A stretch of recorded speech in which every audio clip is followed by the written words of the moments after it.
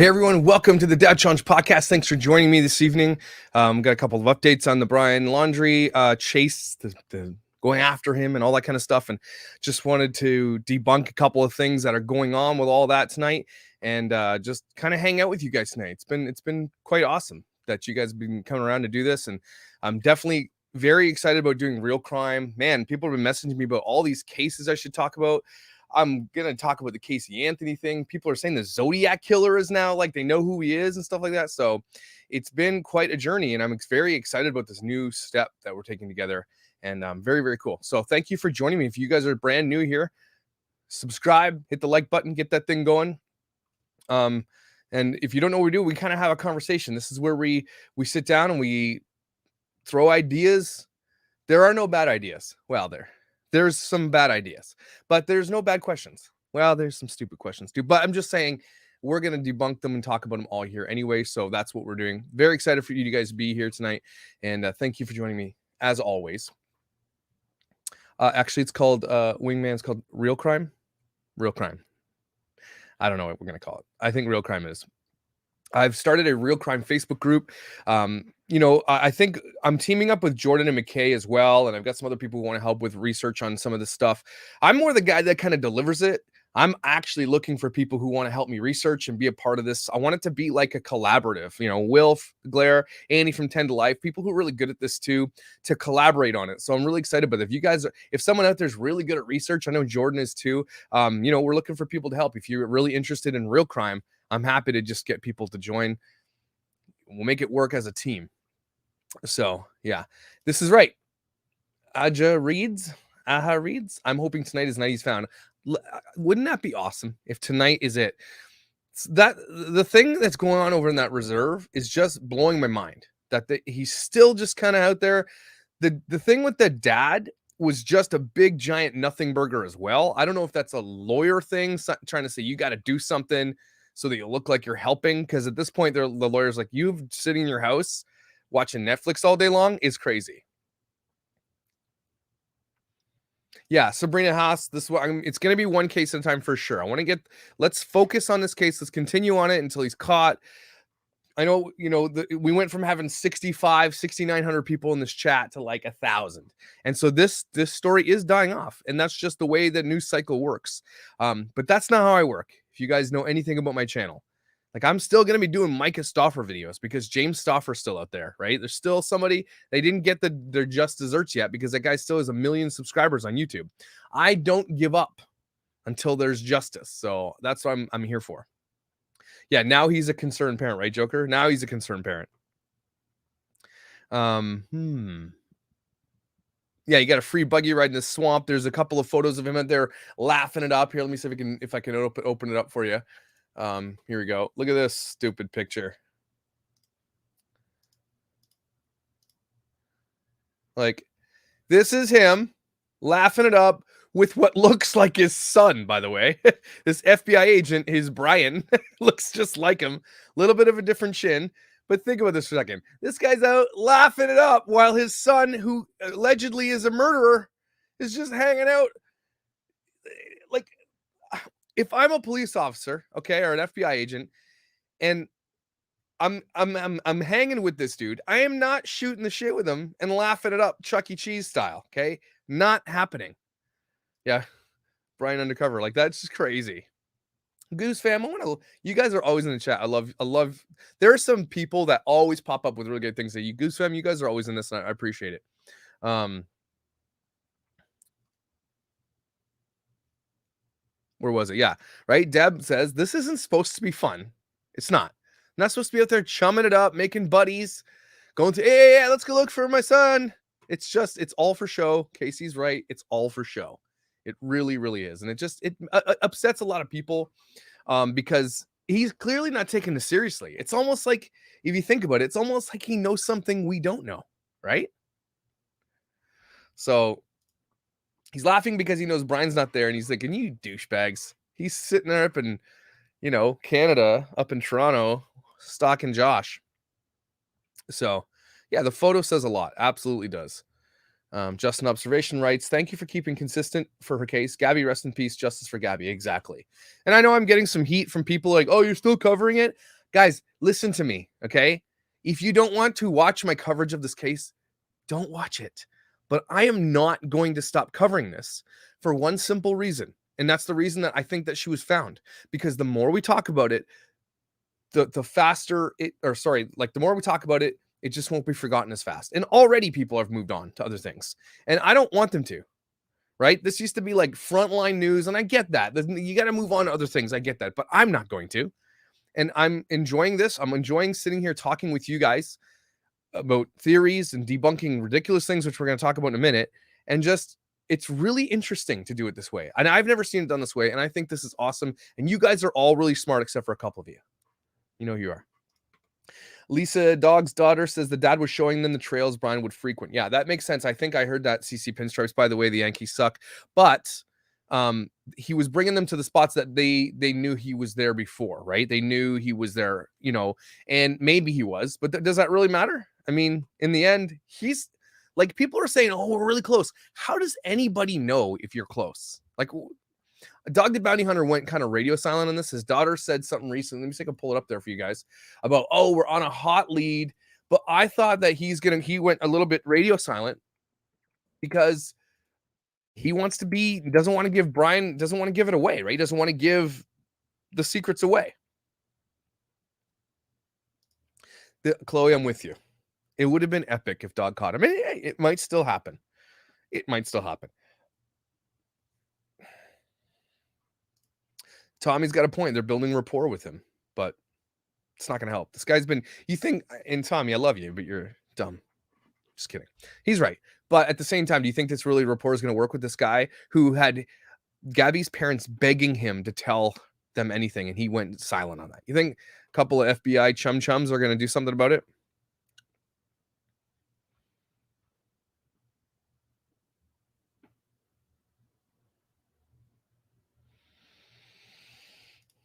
I think the parents are trying to grow their own food since they can't leave their house. Well, we're going to talk about that in 1 second here because there's a video that we have to debunk.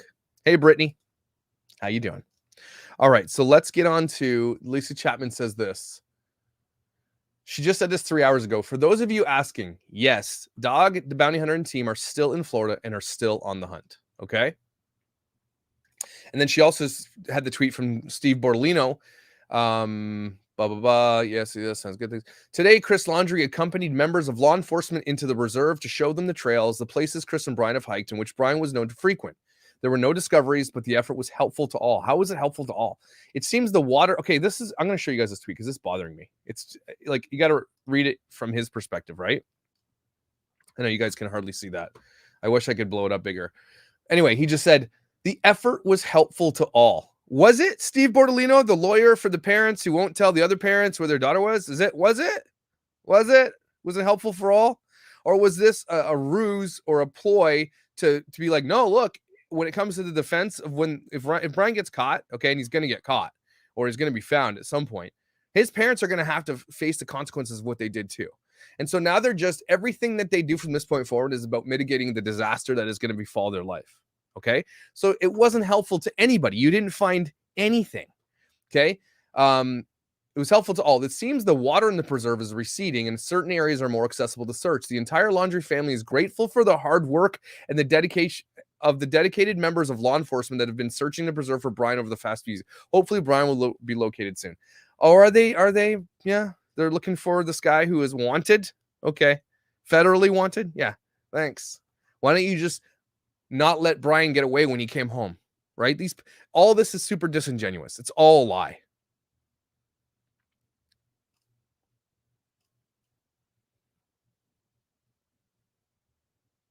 So hunting coyotes, this is what we're going to talk about in a minute. When they built the pool in the backyard, maybe a hidden underground shelter built. A lot of pool installers installed underground bunkers. Now, let's see the footage. Let me see if I can bring it up for you guys here of what everybody's talking about. And I didn't even want to look at it because I'm like, it's obviously BS. He's not living in a shelter under their garden. It's just not. And it's, again, but when you see the footage, I'm not saying I believe it. I'm just saying, okay, well, I can see why people thought, because if you loop the footage, which I'm trying to get for you guys here in a second, where is it? Okay, here we go. If you loop the footage, I'm just going to bring it up here. Actually, you know what? I'm going to bring it up in my in Premiere Pro for you guys so I can loop it for you. Yeah. Where is that? Chris, they're acting like his sons just went camping for the weekend and he's not on the run for murder. This man is just spreading info in a reasonable way. Which man is?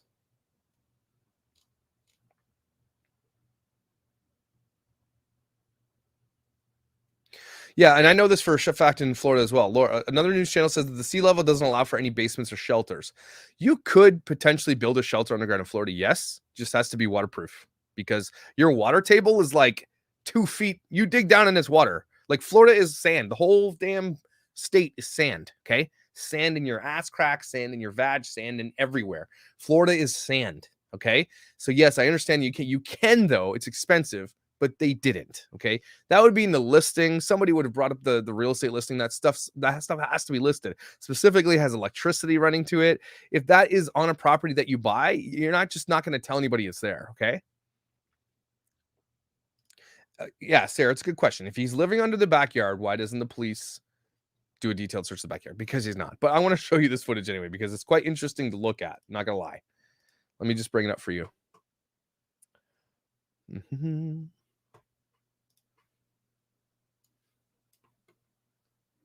So when you loop this TikTok footage of it, I couldn't find the real footage of it, which is fine. But I'm going to loop the TikTok footage. Okay.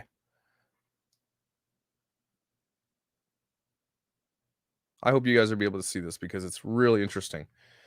Okay, give me a second. I'm just going to open it up for you. Get that open for you there, eh? All right, so let me share my screen. Window. Is it... Which screen do we want to share? This one. Is it this one?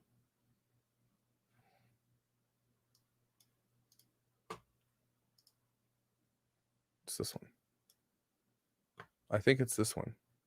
I don't know which screen I'm trying to share with you guys. It's not this one. It's this one. No, that's Premiere. Okay. So can you guys see that really? I don't know if you can really see it that well. I can't blow it up any bigger than that. That's as big as that gets, unfortunately. But look right here, okay? Can you see my mouse? So if you just loop this thing back and forth a million times, so full screen that, something pops up, and I know it's not a hand, but what is it? Watch. If you loop it, something, she kicks it, something, she kicks it, something. She's moving something, but it's not, I don't know what she's doing. That's the thing. It's not a hand because, I mean, look, stranger things have happened, yes, but he's not living under the garden bed. I don't know what she's doing. Maybe it was a bug. Maybe it was a squirrel. I don't know. Maybe it was just a piece of leaf. Maybe it was a leaf. She's moving the dirt. Maybe. Yes. It's weird because the thing pops up and she hits it. And that's why I was like, oh my gosh, that does look like it. And I get why people thought that, right? And then not 2 seconds later, Christopher looks up at the drone and he's like, let's get out of here. So obviously there's so many weird things that have happened in this place that people are just looking for everything. And I get that. And it's interesting. What do you think of the newest information on the case? Like what new information's like where he is or his dad's doing? What information? Do you have information I don't have? It's a ground pig. I don't know what that is. That's weird. It's a mole. I doubt it. Now, Amber, you guys tell me if a mole popped out of the garden, are you just going to slap that away? Or are you going to, if that was even me, I'd scream like a little girl. So I don't know. Maybe it's a weed she pulled, but it's weird. Yeah. Unless it's just the movement that we're seeing, obviously.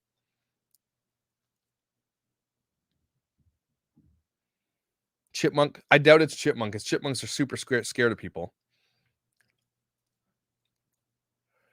Again, if it's a snake, are you just going to bat it away like it's okay? I'm running. If it's a snake, I'm screaming and I'm pooping my pants. So no, it's not a snake.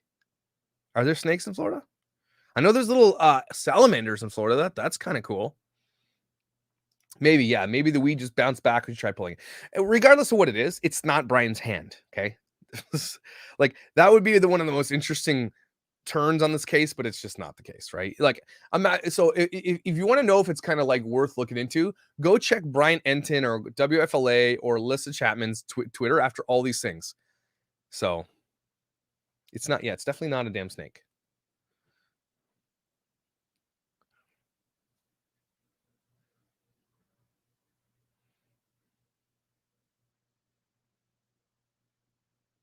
Yeah, it's and there's again, I don't think there's anything wrong with somebody bringing up this type of information for two reasons. One, it gets it gets the mojo going again for the case, right? Even if it's a crazy theory, unless it's super damaging to somebody, right? If it's a crazy theory, throw it out there. You know why? Because a million people are going to watch that video and say, "Oh yeah, no, it's not," but they're still talking about the case.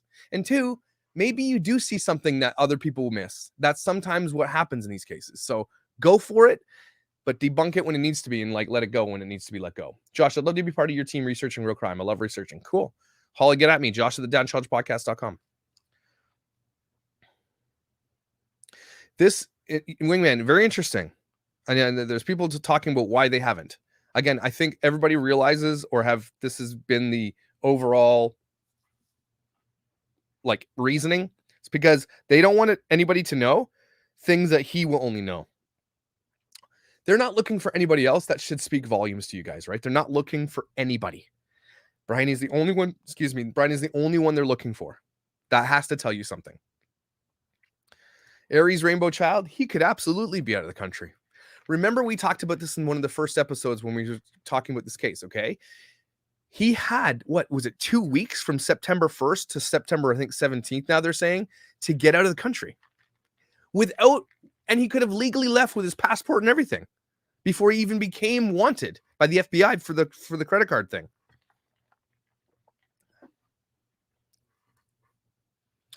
This is true, Megan Lee. Yes, the guy pointed the drone. He's like, okay, there's a drone looking at my butt crack down from above, so I'm leaving. I get that. Yeah, right.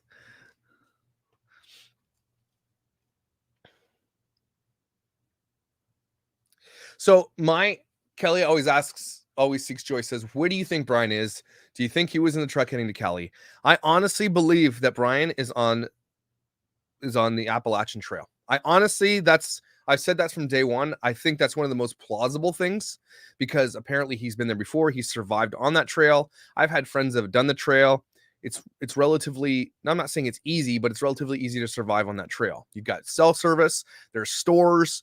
Again, remember, you can walk into a store, right? Everybody, all Brian has to do to walk into a store is do this, and nobody will see this guy. That's all he has to do if he wants to go get a Monster Energy drink. I don't know how many times I have to say that, but that's where I honestly believe he is. Appalachian, sorry. Am I saying it wrong?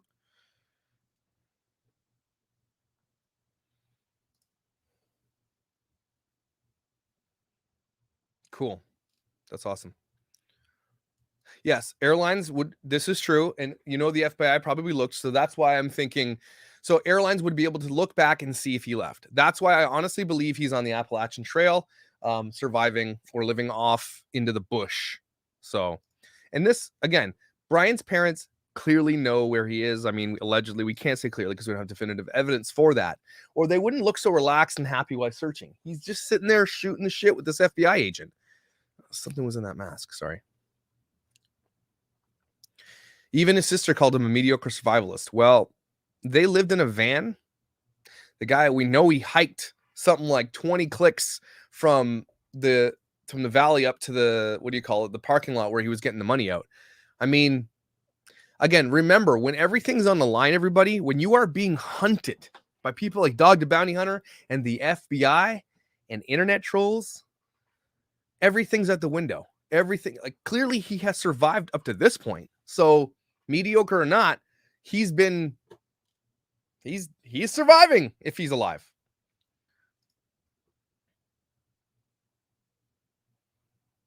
Do you remember when this all began and it was mentioned that the parents were Brian's legal guardian? Why would they need to be his legal guardians? I mean, I don't remember that. I mean, they're not his legal guardians. He's 23, so I don't think that's true. The California trip, I think that's, again, there's a couple of tweets going on right now where Brian Enton is saying that they are taking that seriously, to be honest with you. So, I mean, it could be. And I don't know about this extra girlfriend thing. I doubt it. I mean, could you imagine being that girl? Like, really? Unless it goes way deeper than we think, right?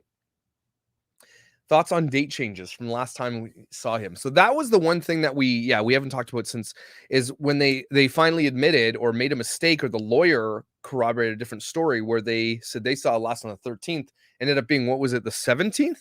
If you guys can double check that for me, is it 17th? Do you think he's on foot or would have some sort of transportation? I honestly, they call him a dude, Didi. Sorry. I honestly believe he's on foot. I think he's honestly in the bush, literally living amongst the trees. That's what I think. Did you see that one of Dog's daughters said that about her father's only helping Brian for publicity? You talking about Lissa Chapman? Didn't see that, but she did tweet this. Dad and I were just speaking about how strange it is for the FBI to bring the father of a suspect on a search. Usually only typical of a standoff situation. Regardless, we are still in the hunt. Okay. Tara W says, just got here. Maybe it's been said. My first thought was the FBI asked for help because they felt they were close and Dad could get him to surrender. I honestly think that's very plausible. I think and Tom says they were building a rapport by laughing and chuckling it up with them. So possibly, maybe he could have had a foghorn and said, hey, Brian, if you're out there, come on, buddy, give it up. And he might listen to his dad, right? I agree with that, if that's the case.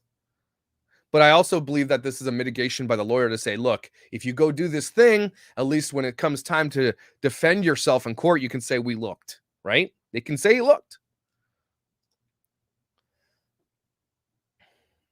But here it is, Kaylin. She says it's to throw the FBI off. I really think the parents know. They told him places Brian liked to hike, but not all the places they know who go. Now, the only way they could really get away with this, okay, is if they didn't tell anybody else that they knew where he is, like the lawyer or anybody. If they are actually doing this and throwing them off the scent, and then they can prove that they lied to the FBI, these people are going to jail for a very, very, very long time, I think. So I feel like that's a ballsy move, but at this point, they've already done everything in their power to protect him, right? They already know what went down, and they are protecting him. So that's not far off as far as I'm concerned. But man, would they be in some deep doo-doo if they get caught doing that. Yeah, Isia G says his dad's helping look for him. Today, he went out for 3 hours to the trails, and nothing came through. Luna says that lawyer's a moron. You might say that, but man, look where they are. At this point, they haven't spoken a word to anybody, and they might get away with it. I saw Brian Enton chase the van today. I don't think that was very smart of him to do that. I just don't. That didn't do anything. I don't know. I get at the same time, it gets people, again, anything that's going to get people talking about this case, go for it, is what I say. Unless it's going to obviously be detrimental or hurtful to Gabby or her parents.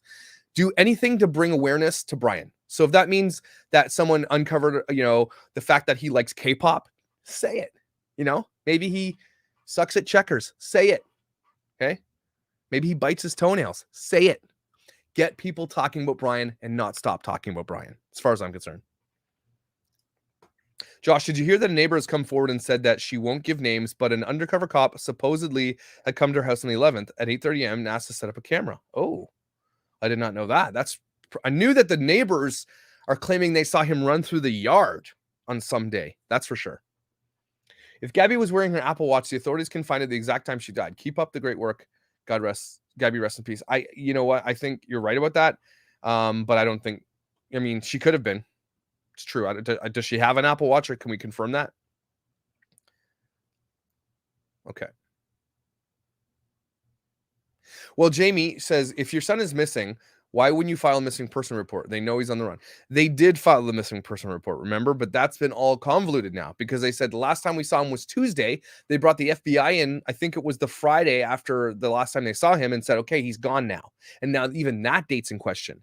So they did do it, but they did it like 4 days after. Lily Rose asks, do you think that Brian told his parents the truth? Yes. I do believe that he did tell them the truth. Or something around the truth. Or maybe that it did happen, but it was accidental or something like that. So maybe not the full truth, but I do believe that he told them that she died.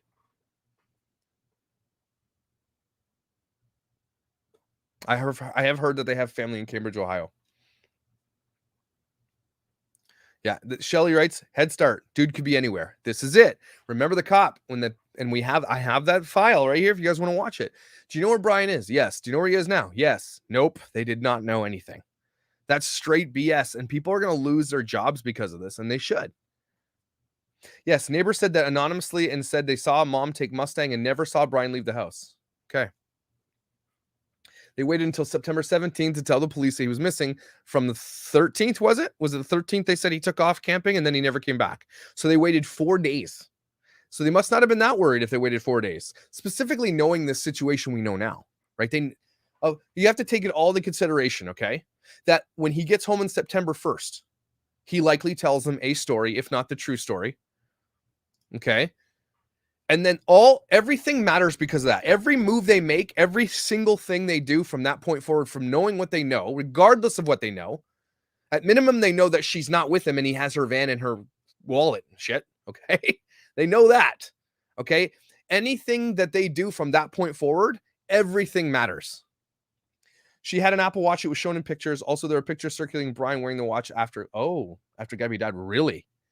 Holly, can you email me that picture? I feel Brian was already gone before Gabby was reported missing. I don't think the cops ever actually saw him. Amber? Yep, I agree with you. I do.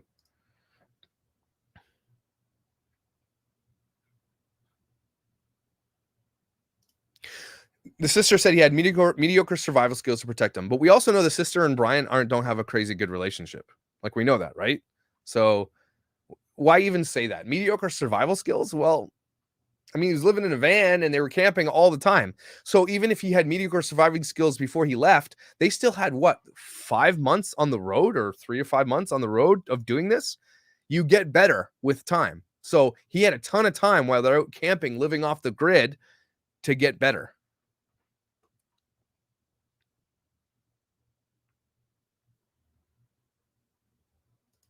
He never came home on the 8th. They have a camera on one of the neighbors' houses. He never came home. They either got a boat, shipped him off to the Bahamas. He can blend in with tourists or Airbnb. I don't know about getting on a boat to the Bahamas. I think you guys, maybe to Cuba, but I don't think you guys realize how hard it is to actually just pull up a boat in some foreign country. It's not as easy as you think. Or maybe it is. I don't know. I've never done it. Let's go try. But I don't think the boat thing works. If anything, he's in hiding, living off grid. That's all I'm thinking. That's all I could think of. Kaylin writes, I'd love to help you and your team. I love real crime. It's real crime, Kaylin. Real crime. Scarlet Rose writes, it's weird how all of a sudden the parents are wanting to help find Brian. Where was all this help when Gabby was missing? Amen. Again, this is to mitigate for the disaster that is about to befall them when shit hits the fan. They are going to be charged for something, or at least they're going to try to prosecute them for something. I believe the guy in North Carolina on the Appalachian Trail What I don't understand, why don't the FBI figure out where he got that white truck from? I don't think he had the white truck. I don't believe that guy. Where's he getting a white truck from? Unless he stole it. I don't think that's but also, why hasn't that guy come forward and said, "Oh, that was me he talked to"? This stuff is viral. Caitlin Poole asks, "Did Gabby die the same day the cops pulled him over?" No, that was August 12th that they were pulled over in Moab, and we're thinking she died on or around 27th, 28th, 29th. Yeah, you did. And Kaylin, I think that you are baseball coach.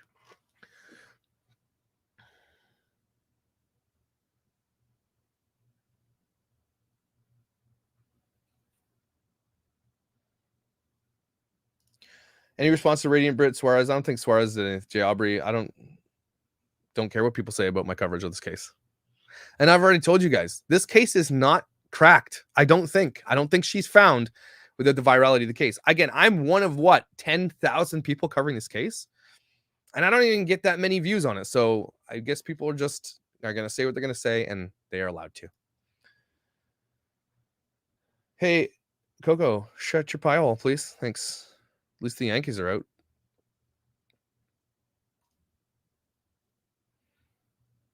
This is another. Joe thinks that he's living with friends of his parents. Could absolutely could be living in an Airbnb. As far as we know, you could be anonymous in an Airbnb.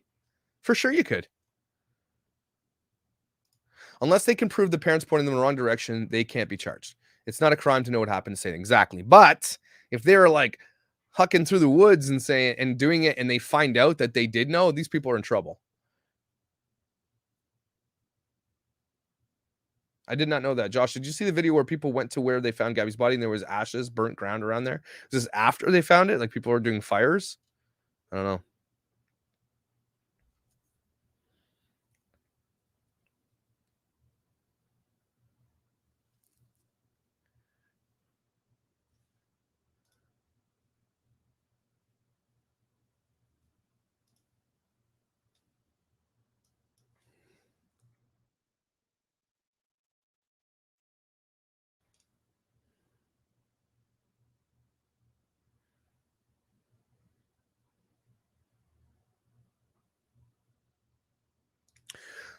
Miss J Matt, a campfire had been lit. There were stones around it. It was said on CNN. I don't think does that matter to this? Does it, or is it somebody or people camping around that? A fire ring. Okay, this is new to me, everybody.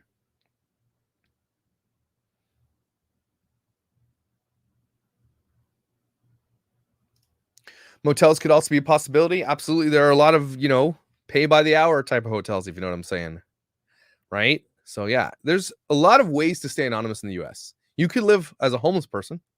You could live off the grid. You live on a beach. You could live anywhere. Again, it's very simple to do. There's 375 million people in the U.S. I mean, the slower this case gets, the less and less viral it gets, the more chance he's going to have to get away.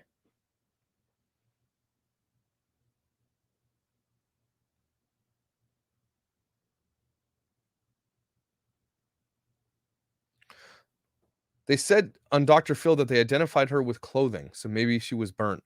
Man, if the case was that he burned her body, isn't that like death row? Like he will be, right? You can't do that. It's messing with a body after too. There's like another charge on that. Oh, if that's the case, this guy.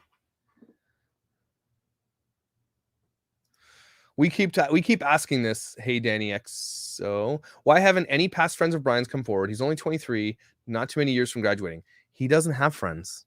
Now we kind of know why. He's a loner, weirdo dude, right? He's I don't know. Yeah, desecration of corpse. That's what it is. It's so crazy. We still don't know anything about this guy, right? Isn't that crazy? And it's only making it worse because now he's buried in these books that he's reading about serial killers and stuff like that. Could be even crazier. He's definitely awkward, Emily. What we say you were, Emily? You were a lawyer?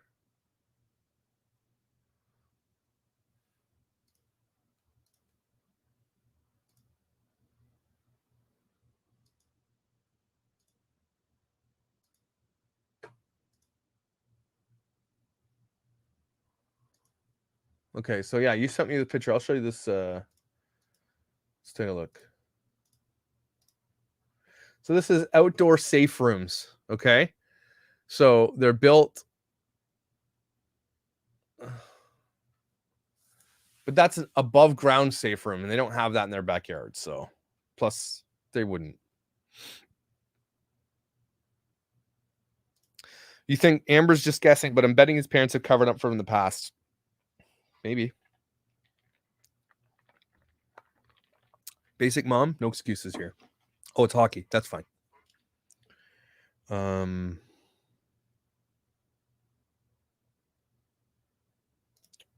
Okay. So no, stepdad went there and said there was a ring of fire, like they were set up there having a campfire. Okay. Second episode of Dr. Phil said there were tent markings and her body was next to the fire ring. Jeez. I just hate talking about that stuff, and it's obviously it's important, but I'm really like thinking about it until we find out exactly. I don't want to like.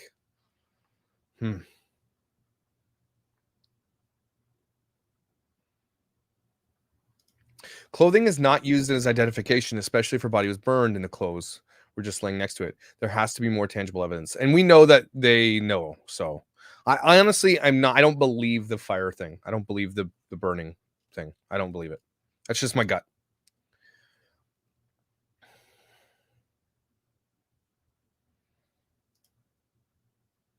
Very odd the way her stepdad described placing the stone cross. He put the cross where her torso was and then planted flowers where her head would have been. Is it odd, or is it just kind of him? Yeah, I don't know. I don't know what to think about that. I mean, people grieve in way different ways. This is, imagine being the parent, right? Imagine being this dad. I couldn't be on. He's stronger than me because I wouldn't be on Dr. Phil. I'd be out in this reserve myself. I would be out there myself. I'm not gonna lie. I would have mutters on, and I would be strapped, and I'd be going to look for this kid myself. I wouldn't stop until I found him.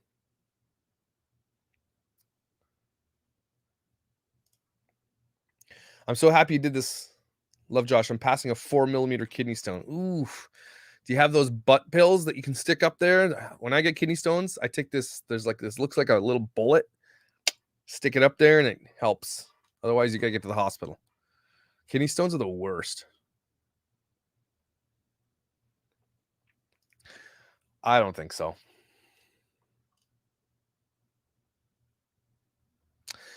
Lindsay says the crime of passion. You might have strangled her if she said, if I can't say it, you can say it. I don't think so either. I honestly, my gut, and I mean, I could be wrong, obviously. I just think it wasn't accidental, but I don't think it was like planned and he meticulously planned it. I think it was a big time, blew up on her and just ran.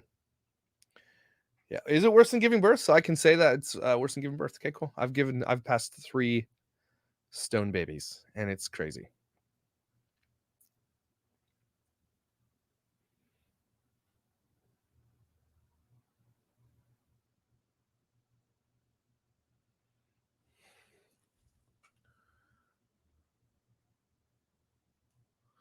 This is interesting. Bonjour, Nancy says, I can't wrap my mind around how Gabby and Brian happened. Quote, she was a beautiful, sunny girl. He is an awkward, dark, average Brian. It honestly, and this is something that we don't know even the origins of how they started dating. Like, unless someone knows that, we don't have a full picture of how this all began. And maybe somebody has different information or bits and pieces here, but exactly, right? So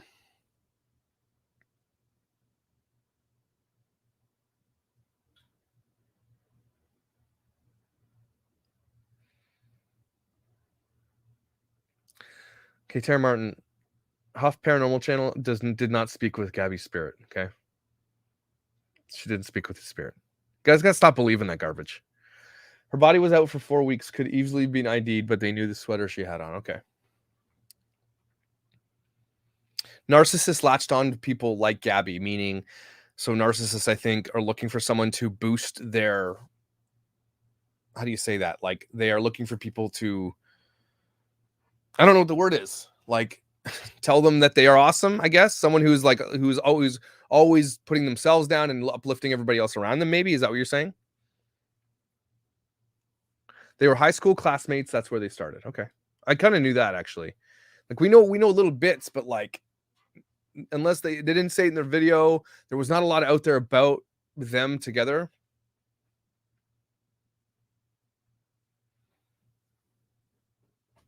Narcissists looking for a young, beautiful woman to boost their ego.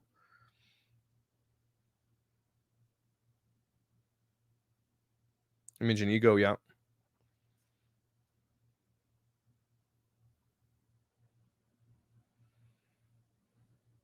Reminds me of Chris and Shanann Watts. Beautiful, bubbly, outgoing, and vibrant. Chris is dark, awkward, quiet, and way average. A lot of people are making the correlation between Brian and Chris Watts for sure. I've seen that a lot.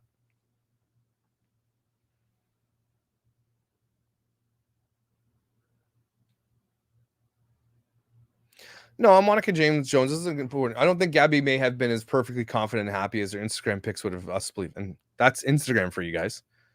Nobody is that way, but they portray this certain thing. This portray this aura. This look what. Nobody is who they are on Instagram, everybody. So just make sure when you're following an Instagram influencer, that's bullshit. Okay, it's all fake. All of it. Those people poop too. Just saying. So don't ever believe what you see on Instagram. It's likely the opposite. Oh, Roni's having a bath and Gus is having a nap. That's Macaroni back there. Hey, Roni.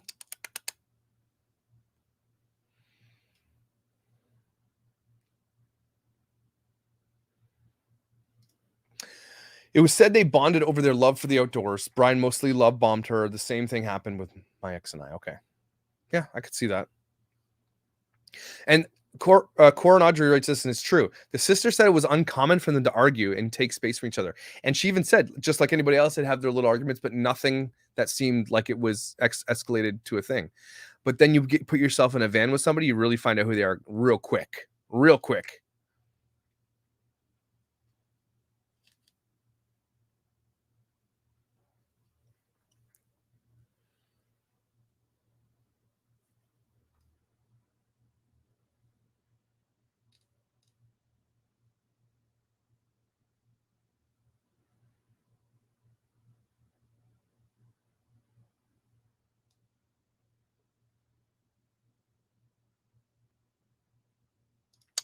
Alexander Wolf writes, when the dad said flowers and a cross were out where her head and waist were, means after they removed the body, the spots where her head was. I think you guys are digging a little bit too deep into something like that.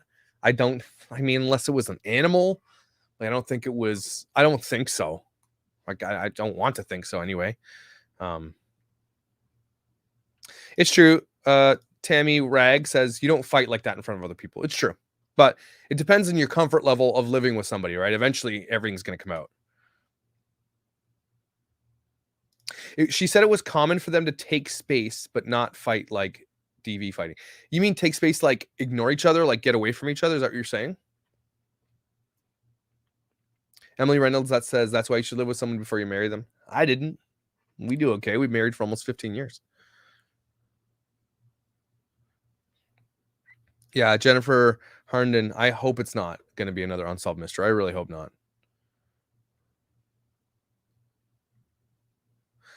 I couldn't go on a road trip with anyone, says Amber. I can't even stand myself. I used to be in a band and we toured for like 10 years. And let me tell you, we lived in a van with 5 other guys who smelled. Okay. Disgusting. And it does get really crazy when you're touring. And it can be hard. So I hear you. Yeah, the stepdad made the cross. They confirmed on Dr. Phil, but everybody's talking about the separation of things. And I don't think that you can say that unless he said it himself. We did talk about this today, Stephanie, about Chris helping them search. And it's just I think it's just a mitigation. I think the lawyer said, you got to go do this. So it looks like you did something. Karen Ali Frost writes, do you think Dog is helping or hurting the case? Helping. I think anybody who's covering this case is helping the case. How could he? What would be hurting about this case unless he's given away like where they think he is and he's taken off from there? Maybe, but I don't think so. It's only helping. This is only anybody who's going to be talking about this case is helping this case, as far as I'm concerned. You keep it in the forefront of pop culture, and he will be found. Sabrina Haas says, "I think you'll solve this." I agree. Just kidding. We're not going to solve this here. But we will be around if it does get solved. That's for sure. If they catch his ass tonight, we're going to be here. See what Brian Enton has to say. Why don't you like the alleged sighting on the Appalachian Trail? Because I don't think he has a truck. I do think he's on the Appalachian Trail. Absolutely. I just don't like that sighting. Unless he, again, where does he get that truck? It's not his sister's. We confirmed that it's still in her driveway. Angela Beckley, I cannot bring up Dr. Phil in this. I will get copyright striked in 1 millisecond of putting that on here. That's the only reason I won't put it up.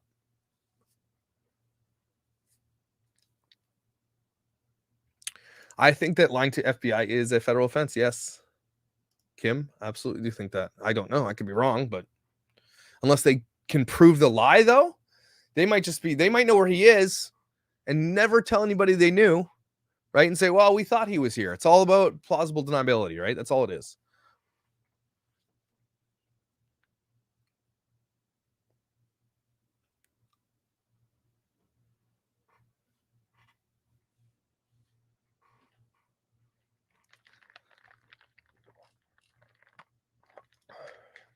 Just fresh running time based on elephant view. Okay. Yeah, I'm always interested in timelines. If you guys have interesting and new timelines.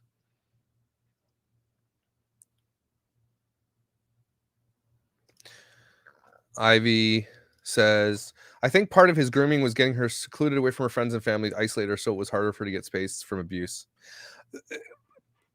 Yeah, I think maybe there was low-level DV, and I don't think his plan was to get her away by doing the camping trip, because I'm pretty sure it was her idea. It was her van, and this is something that she said. I think even in a video, I've always wanted to do this, but it did provide him an opportunity to do that possibly, and it got worse while they were out there. Again, remember, we know that they have some kind of mental illnesses, both of them, and they were both not medicating for these mental illnesses. Compound that with being on the road, getting pulled over by cops, being super nervous, fighting all the time, not having enough money, being in close quarters, like bug bites, heat, everything else. Recipe for massive disaster.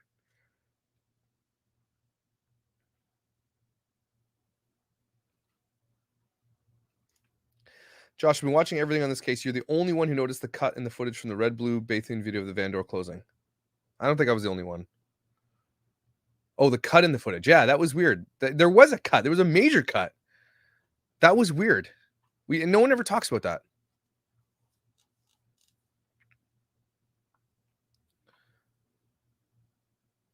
Gabby's dad says she did not have any mental illness or anxiety before the trip, though she admits on camera on the 12th that she has OCD, unless she's just saying that facetiously, right? Like a lot of people, like, oh, I have OCD. I want to make sure everything's clean. They don't really mean it. Could be. Agreed. Yeah, you got to really love someone to travel with them full time. Like, you got to be very compatible with people.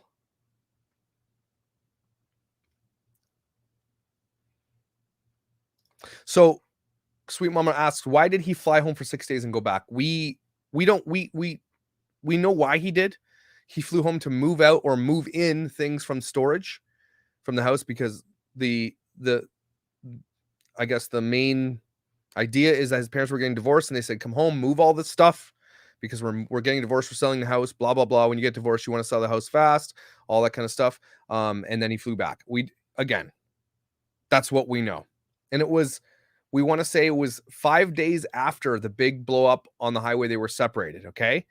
Also during that time was when the newly married couple, the girls, were killed. So many crazy coincidences, but I honestly believe flying home was planned for something. I just don't know what it was for yet. I don't think it was just to move stuff out because his parents could have moved the stuff out. Why did he have to go do it?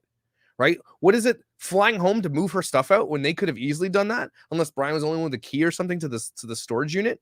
It's weird and it's not connecting yet. There's something about coming home to Florida on that day that really, really is a game changer in this case. The parents do not have a secret room or bunker in the house. They do not.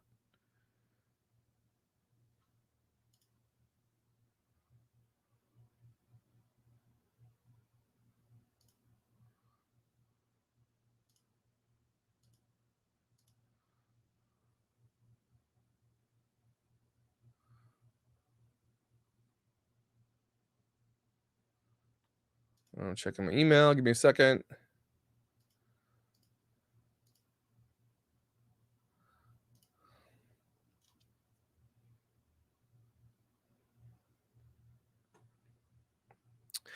Anna Morgan says, do you think it's a coincidence the young couple was murdered near where Brian was? Yes. And that's a crazy coincidence. That is in the back of so many people's minds right now because of now this guy's still on the run. That one keeps hitting me. Like my gut, I trust my gut, right, on these types of things. And I honestly believe no, but dang, it's a coincidence.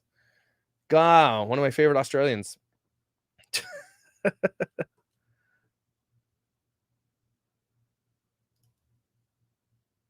Yeah, at this rate, Laura H writes, at this rate, his parents' phones, house are tapped by the FBI. So if they were involved and slipped up, I assume it would happen by now. I agree with you, Laura, unless they're building a case, right? If they're building the case. And even if they know something that they might not even want to tell the parents because they might want to just use them as bait or whatever, right? And just hold on to what they know there. To arrest them now, if they knew something crazy that would be arrestable, you think Brian would come back around ever? I don't think so. Moab police said it wasn't related. I think the description of the weird guy they told friends about were different. Do we have that description of what they said he looked like? Do we have anything? Now, again, my gut says probably not, but dang, what a coincidence, because we talked about Moab and how many murders. Hasn't been a murder since, what we say, 2014 in Moab. All of a sudden, there's like 3 within a week of each other. There's no leads to who killed the girls as far as I'm aware, Mackenzie. There's a lot of caves in the Appalachian Mountains. There's also a lot of abandoned coal mines, too. Good point. Would you stay in a coal mine? No, thanks. There's murders in there. Wow. Okay.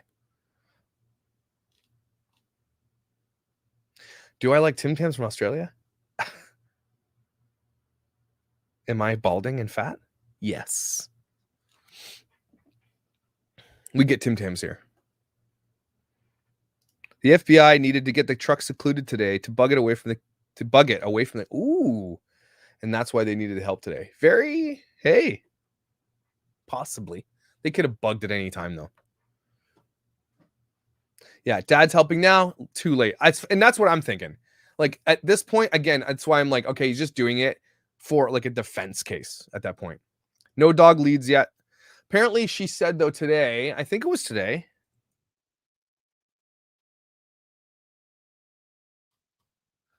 She said, I want to show you guys the tweet.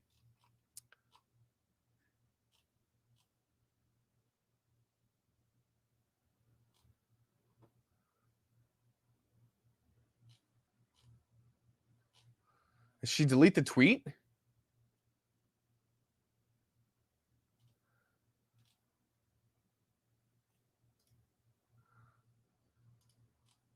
A lot of people are saying like, this is insane that Chris is helping. Everybody's saying, oh, it's crazy. It's crazy.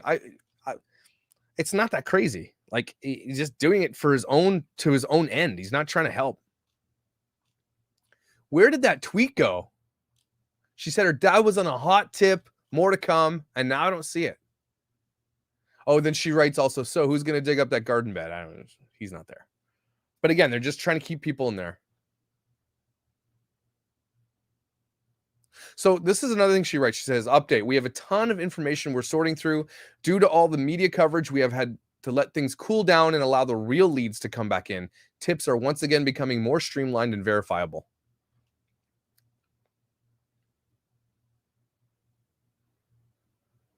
What?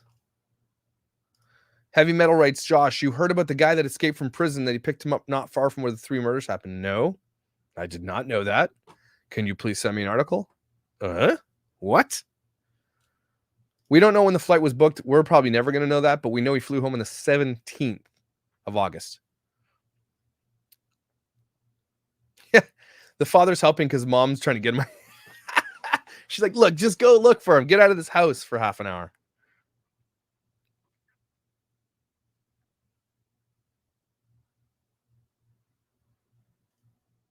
Here's a true story. So one day, very soon, if not right now, it's going to be very chilly on the Appalachian Trail.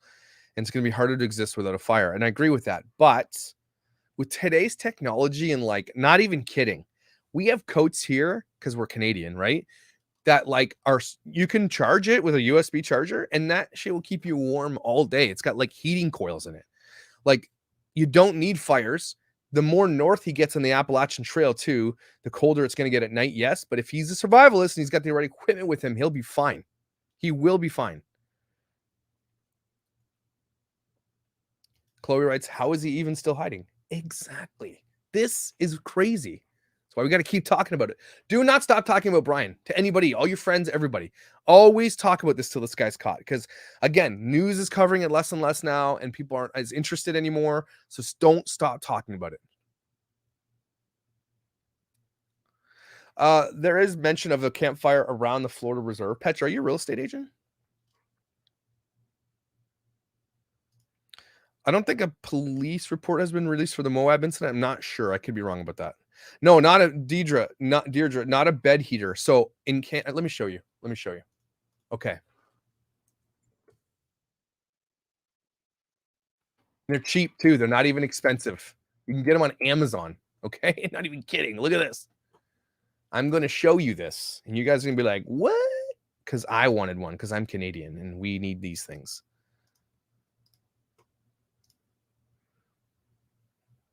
Gabby found just in front of where the tent campfire would be. Okay. Yeah, we were talking about that.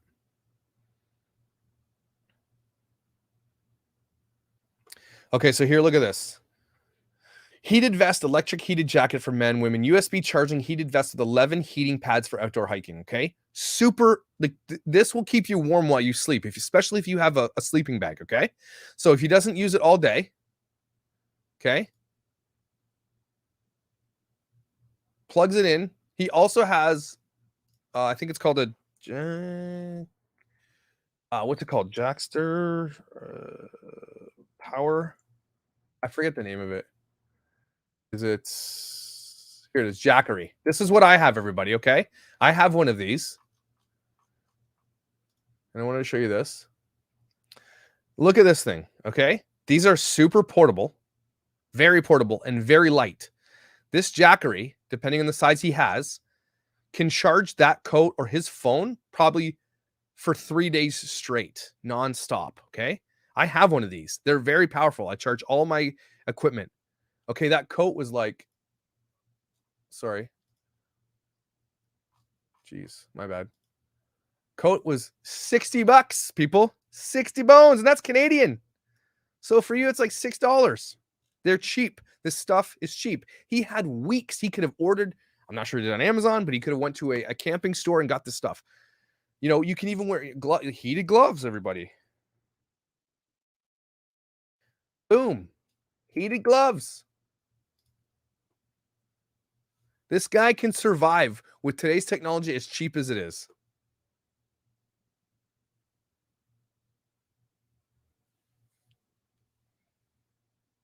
Yes, this is true, Bemused. The FBI's thermal seeking technology will pick that up pretty quick. Yes, if they were looking in the right spot. They have not likely been searching the Appalachian Mountain because how many people hike the Appalachian Trail in any given day, right? There's probably thousands of people.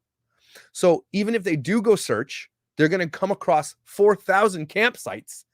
How are they going to know? What's up? What's up? Oh, is it? Okay.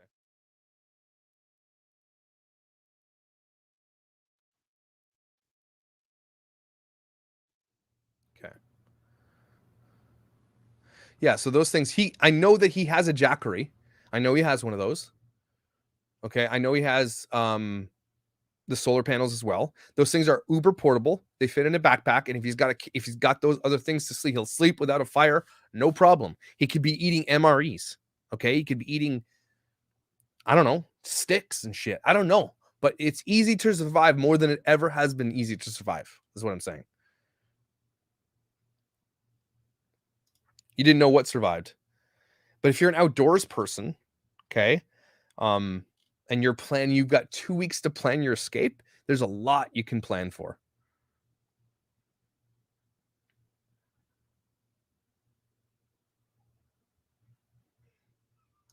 The neighbors who saw, this is the thing. We got to go back to the neighbor who said, yeah, we saw him when they went camping in 11th. He clearly was mistaken. Nobody wants to talk about that. because we don't know if Brian came back from the camping trip with the parents. We don't know. We have no proof of it.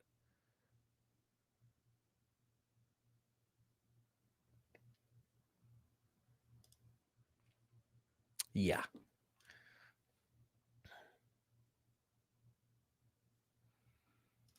Jay Jung says, I really doubt he's somewhere in the woods. He's probably hiding out at someone's house or something. Yeah, I mean, completely plausible. You can live off peanut butter and jelly, no problem. You have one big ass jar of Kraft peanut butter and jelly, just a big jar of peanut butter. You can survive off that and flatbread forever. Forever. And apparently someone said he did that. He survived off cheese crackers and peanut butter for 2 weeks or 20 days or something like that. This is Florida dude. He's not needing anything for that. He trusts me. It's hot. Seriously needs a lifetime supply of bug spray. Melissa, I agree with that. But if he's on the Appalachian Trail, and the more north he goes, if he's traveling on the trail, like let's say Appalachian Trail weather. So the 10-day weather forecast. So look at this. I know I'm showing it in, let's see if I can show it in Fahrenheit. How do I change it to Fahrenheit? Here we go. Because you guys are weird. Okay, so here it is. Check this out.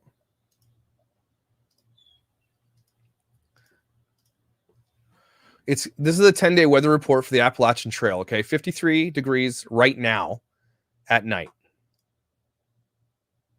He only started searching because on Dr. Philip Petito's called him out 2 days ago. Said if they had nothing to do with his disappearance, then they'd be worried and searching like they did for Gabby. Agreed.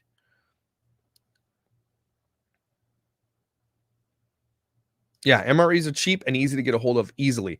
You guys have 10 times many more stores than we do in the US, but in Florida, there's probably MRE stores. Okay. We don't have that stuff here. You guys have like Cabela's, you have tons of like outdoor camping stores. We have like Bass Pro Shop. That's it. There's like 2 of them in Canada. So you guys have way more stuff like that for survivalists. But imagine this, 53 degrees at night. That's not even that cold, but it's rainy and wet.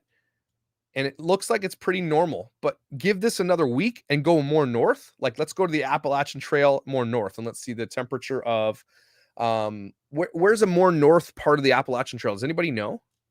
Give me that. Oh, you guys didn't know Kraft makes peanut butter? Oh, what? You guys don't have Kraft peanut butter? Sorry, we're detouring here for a second. What? What? 1 second. I'll be right back. See you guys.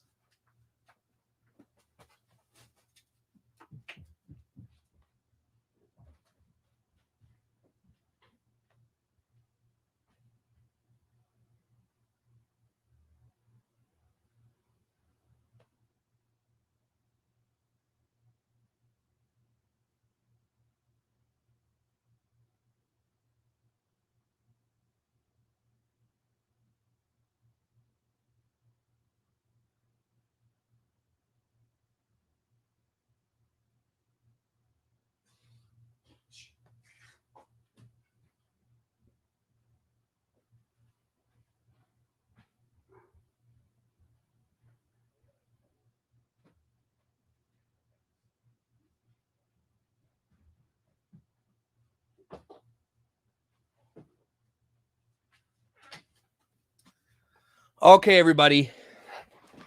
We need a little bit of a palate cleanser tonight. Okay, this is Kraft peanut butter. And there is nothing better than Kraft peanut butter. And no, Jif is not even close to this. Okay? It's and this is our milk. Okay, if you guys are wondering, this is our milk. It comes in bags. Okay? So a little bit of a palate cleanser. This is the containers you buy for your milk. Goes in there. Then you cut the corners. Now I can't get it back in because I'm an idiot. Okay? And that's what we do.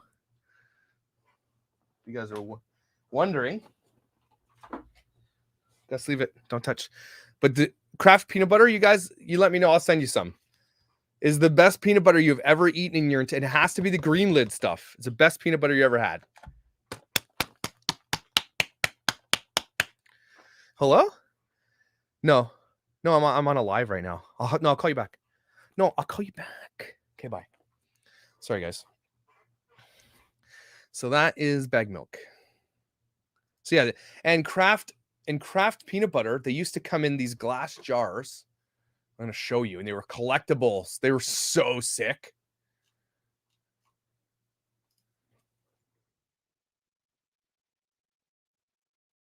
Oh yeah.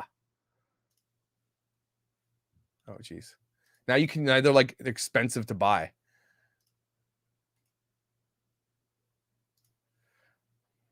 They used to come in this.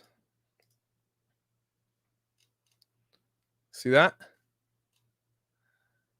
You used to get this big ass jar of peanut butter, glass jar of green peanut butter in this bear jar. And now it's like $25 just to buy the jar. So anyway, it's a little bit of a palate cleanse for everybody. Did anybody find that article about the prisoner that escaped in Moab?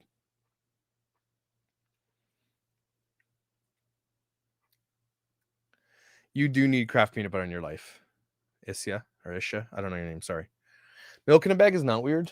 That's just how we roll.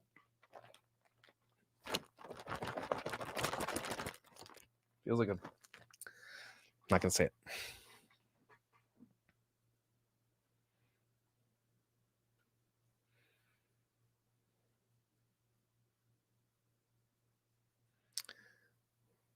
Okay, so I know we're still talking about peanut butter. Jif is okay, but Kraft is better. Kraft peanut butter, guys, it's just nothing compares to the green lid Kraft peanut butter. I can eat a whole jar of that. So you get 3 of these bags in one bag, and it's like $5 Canadian. It's 4 liters.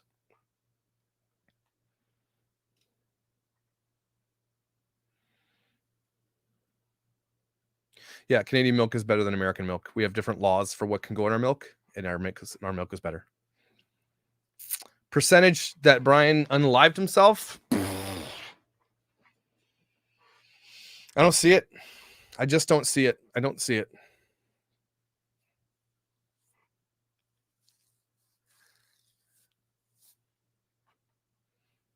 There is chocolate milk in a bag, yes.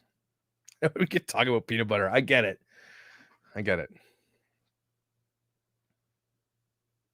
So I wonder what this situation has done to Brian's parents' relationship, considering they're apparently divorcing this whole thing.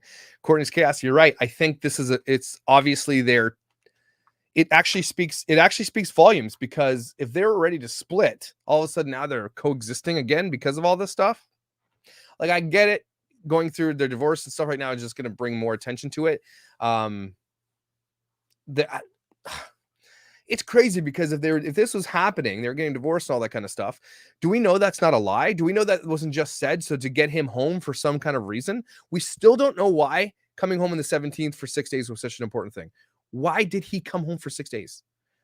If it was to move something out of a storage room or into a storage room, they could have done that. We don't know. That could be a lie unless papers were filed. I don't know. Somebody emailed me about the prisoner. Give me a second. I'm checking my email.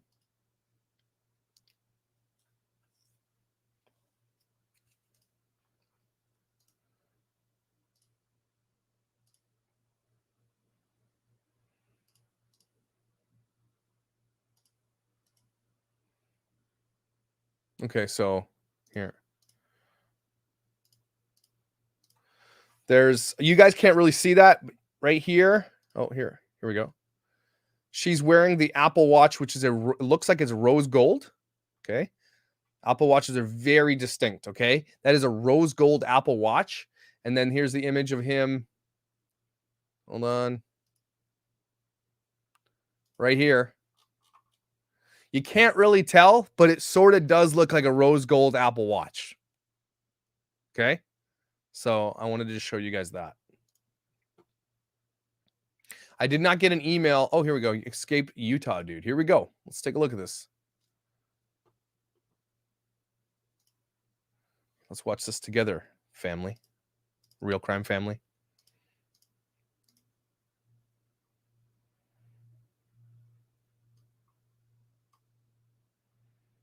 Sandy fam, you're pregnant? I will send you a jar of peanut butter as a gift for your pregnancy. You just reach out to me. It's called fashion. Look it up. Google it, like my teenager would say. It wouldn't take 6 days to clear the storage locker. Agreed. And again, if it's just a few things they need to put in, what's six days? Yeah, you're right. It's a weird. There's something weird about that trip that's bugging me. It's sitting in my gut like Taco Bell. Something is up.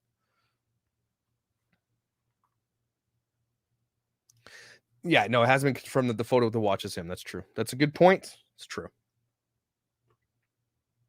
Real crime family. We stick together. All right, let's watch this. Oh, I want to make sure that I have the volume on there. Sorry, dudes and dudettes.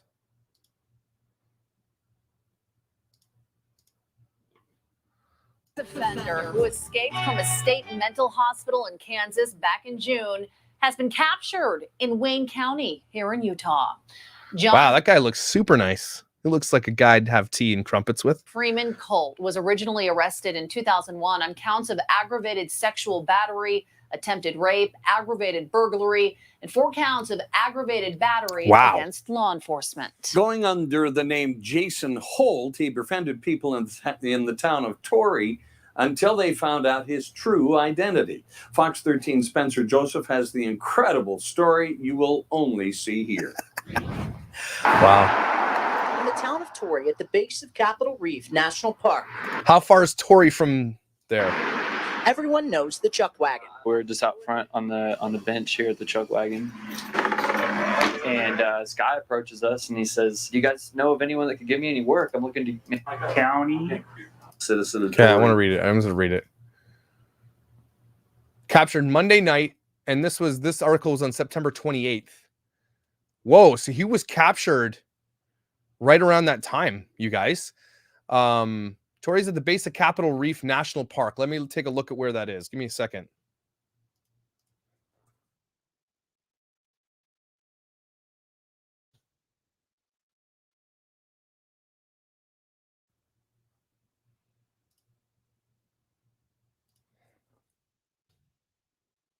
Oh.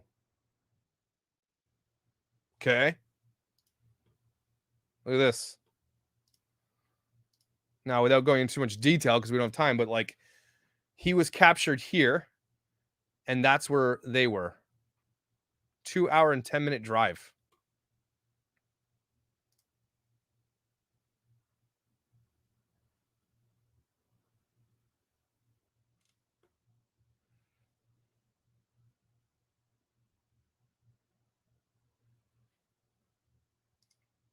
Utah's going crazy right now.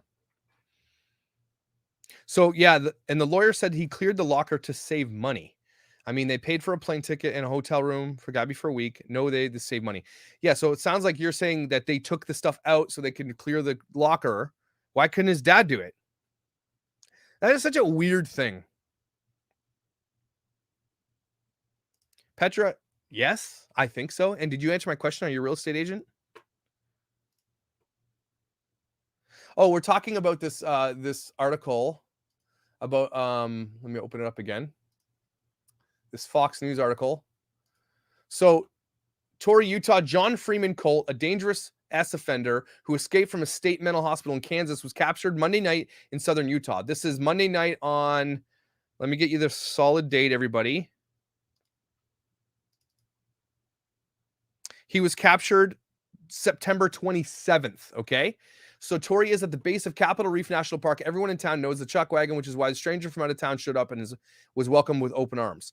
We were just out front here, and he's asking for a job. He worked for us for a solid 2 months and was hanging out with us every day. Colt told the locals his name was Jason Holt, close to his real name, but not enough to raise any red flags. Okay, so he just clicked. We were best friends. We drove everywhere. Another man told Fox we explored the whole county. We did everything. I never got that bad vibe. Those who befriended him never really thought much of him or his past. Both of the people we spoke to said Colt was inside their home multiple times.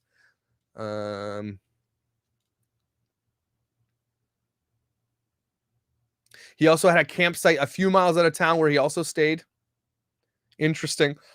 shortly before 6 p.m. received a phone call from a citizen. The Tory wing said he'd seen this gentleman in the news. But the arrest didn't go exactly according to plan. According to the sheriff, his deputies, along with Utah Department of Public Safety, staged a few miles away, planned about how to arrest Colt. While they were in their staging area, coming up with a plan to approach the camp, Mr. Colt drove by on his motorcycle. He led us on a short pursuit, about 2 miles, speeds in excess of 100 miles per hour. Deputy was able to get ahead of him, pulled over, and surrendered. So, I mean, that is what it is. It doesn't mean anything, but it's interesting. Yes. Oh, you ordered it from Amazon? Guys, you just pay me the shipping and I'll send it to you. It'd be way cheaper for me to send it to you. This is $6 here. So how much is it on Amazon.com?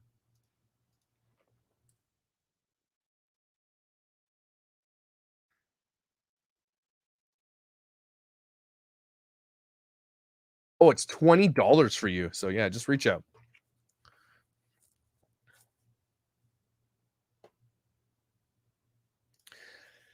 Katie Felton writes, I'd love to, if we could talk about why her account unfollowed so many people she followed. Why isn't anyone noticing? I don't think her account unfollowed. And this is, I mean, this is conjecture. Maybe they were accounts that are being deactivated. She has a lot of followers. So if you have a ton of over 100,000 subscribers, or I don't know what she's at on Instagram right now. Let me take a look.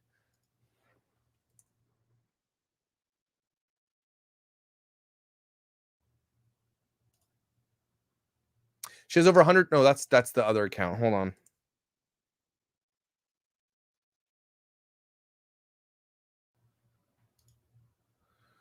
I don't know which account is hers. There's so many accounts now, but I know she has hundreds of thousands. Will, I lost 5 pounds, just so you're aware. Just so you're aware, I'm doing OMAD. So she has 100,000 subscribers or more, right? And you're going to see that fluctuate because there's a lot of people deactivating accounts, or sometimes Instagram goes in and deactivates bot accounts and things like that. So that's probably what you're seeing. She has 1.3 million. So that's why you're going to see that shit fluctuate like crazy. I don't think that you would see it added. Are you saying that she's having people added to her account? And who is running that account? Because her parents likely are running the account, right? So maybe they're adding. It's probably her parents.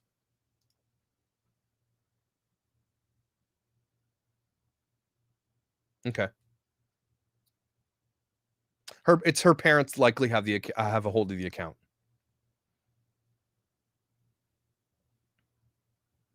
It's so sad that that's what she was going for in her life, and she only achieved it in postpartum. It's so sad.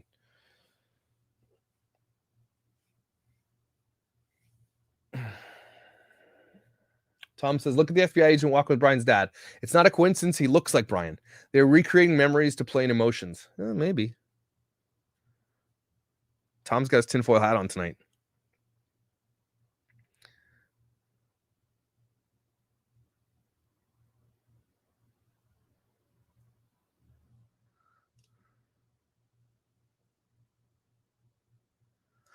Well, yeah, Isabel, over a month ago, she had over 248,000, and 2 weeks later, she has 1.3 million. I mean,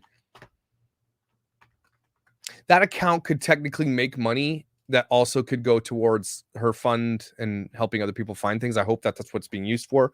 And likely is. So I get it. This is, again, let it get more, bring all the attention, continue to do it until this guy's caught.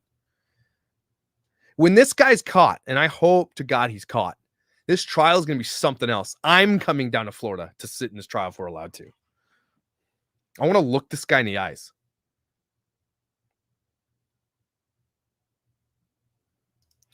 I noticed the same thing, but on Brian's account, the number of people he follows keeps going down, went from 41 to 36. Again, those people could be unfollowing him. Wait, he's following them. So again, it could be deactivated accounts.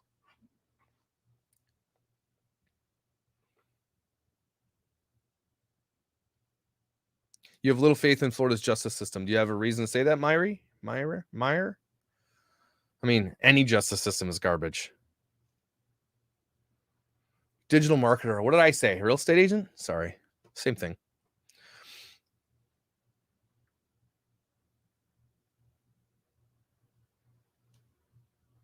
The more attention, the better. Agreed. They can remove themselves from being followed. Okay, that makes sense. Then that's probably likely what's happening.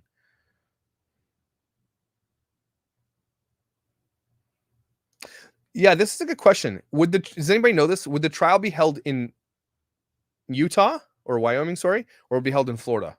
Or would it be held in both? Or held in every state he broke the law in? I know that you can get MREs anywhere, but there is an MRE retail outlet store in front of Sarasota on the way to Fort DeSoto campground named MRE Star. Let's take a look at it.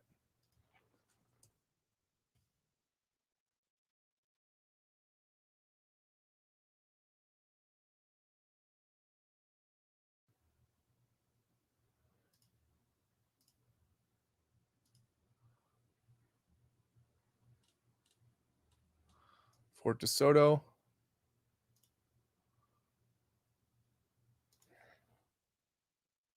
I believe you guys have entire. Okay, so it's about 4 miles.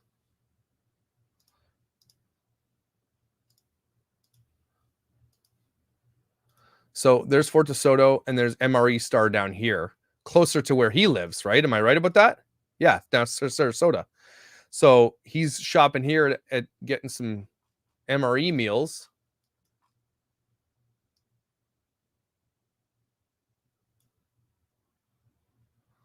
Crazy that you guys have stores like that. That's actually crazy.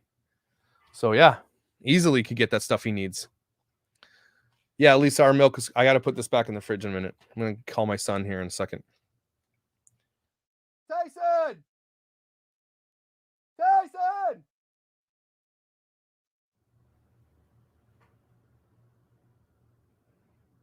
Will said Wyoming because of a warmer. Okay, yeah. Well, Wyoming's closer anyway. Or is it? I don't know. Again, Isabel, you come up with a good point. I don't mind doing jury duty in Wyoming. Hear about this. They're going to have a really hard time getting jurors for this case, for sure. Amber Dench, good point. Remember, we think that he might have spoken to his parents at that campground thing up there on the phone. The payphones out of there, likely where he got some money. And could have been saying or calling his parents on the way home. He had her phone. He had opportunities to call, get MREs, get everything. They're probably planning this for weeks. Again, allegedly. Again, it's crazy what people will do when their back's against the wall. He would be tried in the state the crime happened where she was murdered if they can place him there at the time of death. Okay. Tyson, come here. Can you take these back upstairs before they... Why do you have milk? I'm live. Everybody meet Tyson. You're doing it live? Yeah. Oh. Say hi. Why'd you have milk? Hey, guys. Say hi. Okay, they can't see your face. Hey, guys. All right, get lost. What? Are you going to answer the question? I was showing them the bagged milk. Oh, okay. They're Americans. Close the door, please. He's yes, he's a vegan and you can get vegan MREs. But again, when you're on the road and hiding from the world, nothing matters anymore, everybody. The guy's eating steaks and bacon.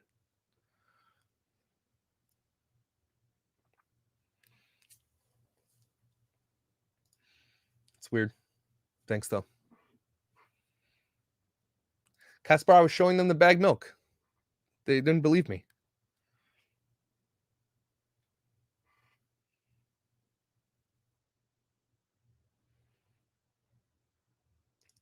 He's a good kid, but he needs a job, I'm not going to lie.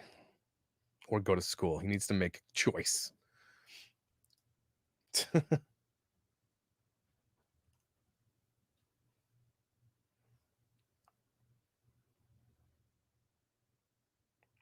He might, again, if he's so, again, I don't see a guy who's running for his life, cares about drinking out of plastic, but I mean, he likely has his own like travel container for water and stuff. He might even have one of those straws he could drink right out of puddles with.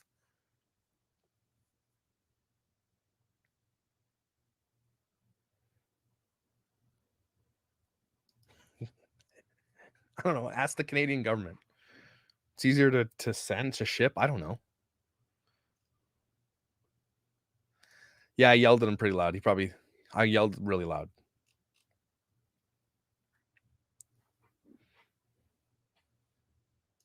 So this is not a federal crime unless they can prove you transported her across state lines. Okay. Is that true?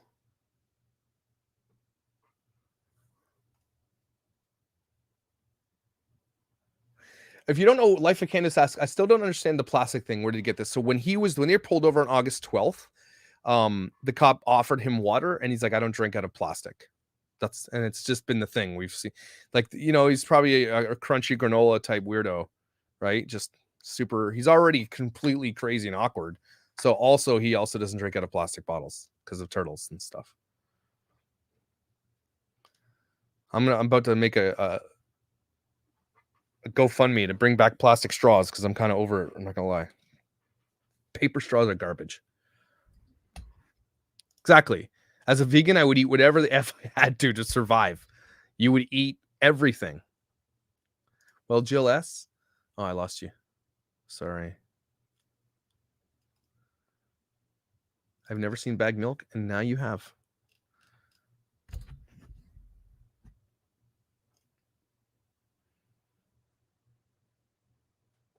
Oh, that's cool. And weird. Are you a murderer? Sorry. Where did that go? Do I think he'll be found soon? Yes, I do honestly believe it's going to be like we're coming down to like it's going to happen this weekend.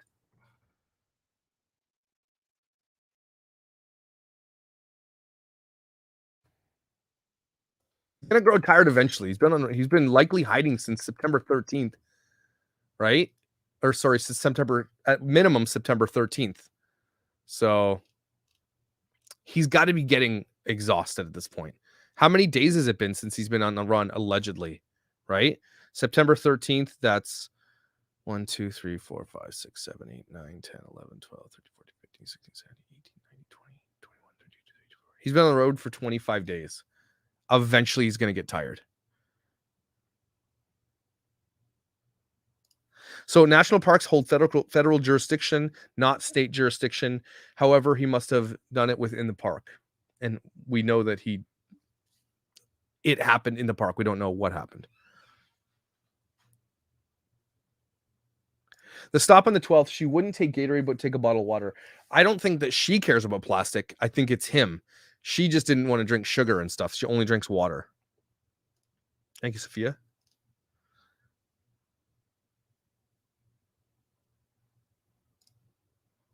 Wouldn't you rather be in jail and have all your meals cooked for you instead of living in the woods or something? No. If I had my choice, I'd rather be free. I mean, jail, you can get killed and stuff. And you're in Florida jail, so.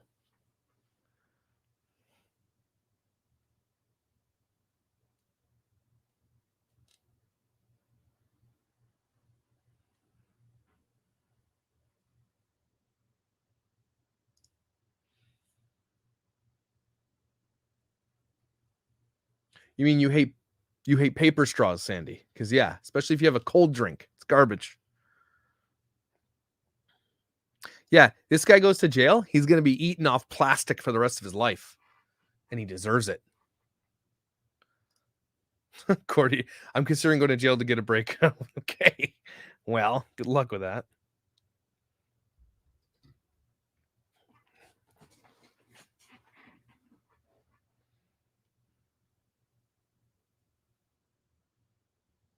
I mean, true. People get stuck in this plastic crunchy thing. Need to remember on the run, you can eat hungry enough to eat McDonald's. I mean, I just eat McDonald's anyway. I don't have to be on the run. It's bad for you. Yeah. Hands up if you're a vegan in this chat and you would definitely eat straight up bacon fat if you needed to survive, right?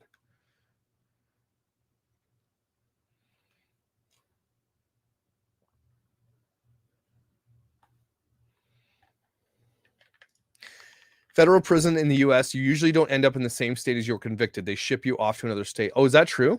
I wonder why. Also in the US, not that it really matters, but all you have to tell them is that you now identify as a female. You can go to a female prison. And that's saying something. It's happening here in Canada as well. All you have to say is I now identify as female, and they ship you to a female prison. So if you wouldn't survive in a mainline prison and you just wanted to say, you could use that and just go to a female. And I think it's happening en masse right now. So So Lindsay says, I haven't eaten meat in 20 years, and you would. Exactly. To survive, you'd do anything, right?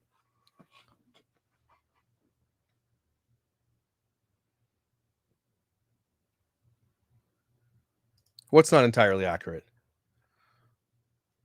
That you can I'm pretty sure it's accurate. It's not true. I'm looking up an article.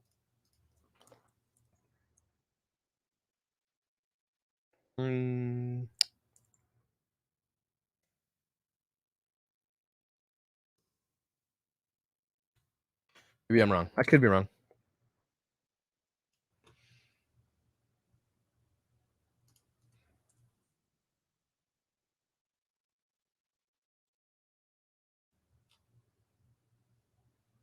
Yeah. Okay, well, read my article here. Maybe it's just Canada. Offenders can now be placed in prison based on gender identity rather than anatomy. This was article January 31st, 2018, everybody. It's like 4 years ago. Canada's prison system has overhauled its policies around transgender inmates and will now place offenders in a men or women's institute based on their gender identity. That's it.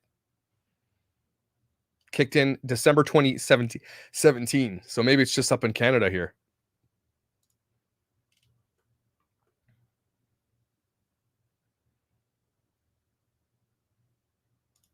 No, it's not, Lisa. Not in Canada. You just have to say you are the thing.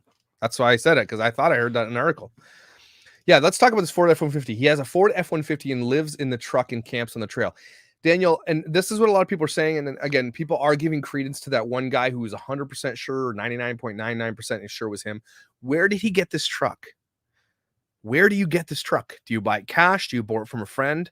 Where is he getting the truck?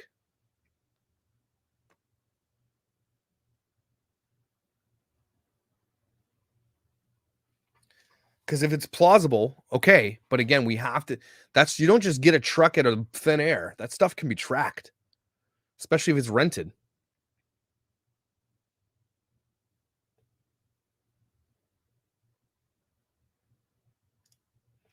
You can drink water that's purified by a straw. He doesn't drink water from plastic, but drives a Mustang. It's his mom's Mustang.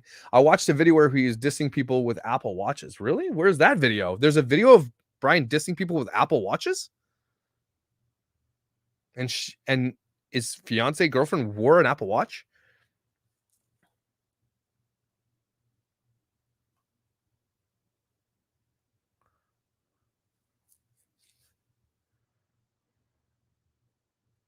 Again, we talk about this, the bullet markings at the scene.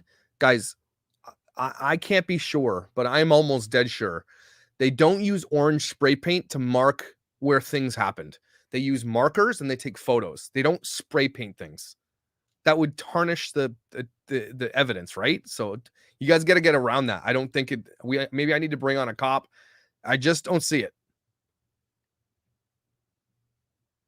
Some states don't require a title to buy, sell a vehicle. Are you serious? Man, our rules are crazy in Canada. If I buy a vehicle, if it's 100 years old, I still have to pay tax on that thing. It's got to be registered. I can't get a plate for it.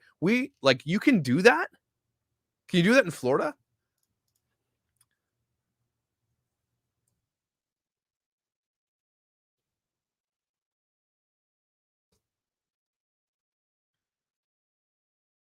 Florida law makes it mandatory that all residents bring their vehicles in for registration with the Florida DMSV. You can register your automobile for 1 or 2 years. So you have to do it in Florida, unless he's up in North Carolina, and let's check it out.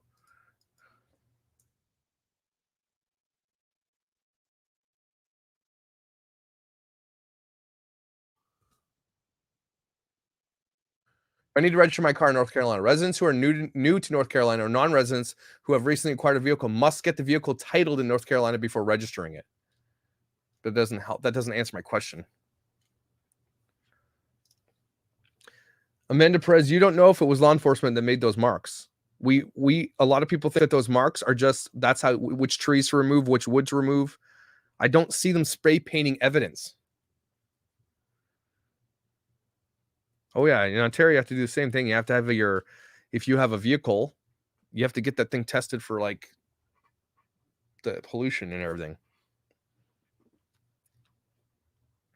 Yeah, it was a newer model of truck as well. It was newer F-150.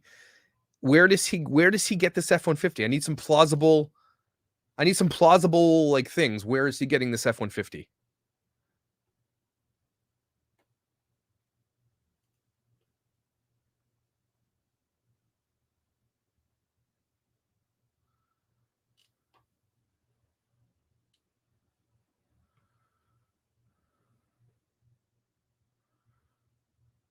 It's true.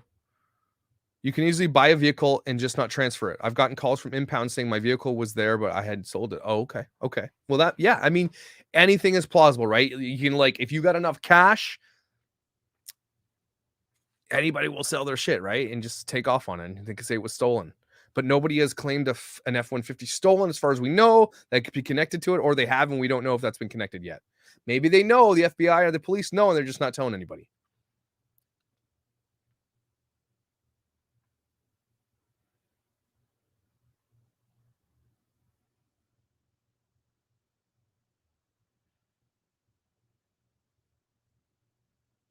Where does he get the money? Exactly. I don't know. Maybe it's not unplausible, if that's a word as well, to just have a safe at home with a bunch of cash in it. Lots of people do that. If you have kids like me, it's impossible because the kids will take it. I can't even keep a toonie around when my daughter steals it. But lots of people have safes with guns and money in it. There's a lot of Americans who do that. So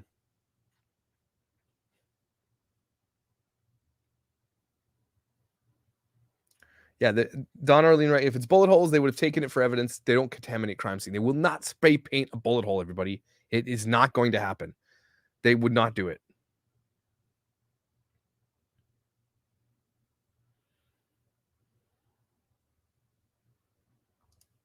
Yeah, Courtney's right. It annoys me that the guy who was so sure he saw him on the trail didn't take a damn photo. Maybe he has a Nokia, potato phone. Maybe because that's everybody else taking potato phone pictures. Did I take cash from my wife? Did I? Maybe. Actually, yeah. Sometimes we'll sell something on like Kijiji or like Facebook Marketplace, and the cash will be sitting around. I'll just take it. She likes her Starbucks cash though.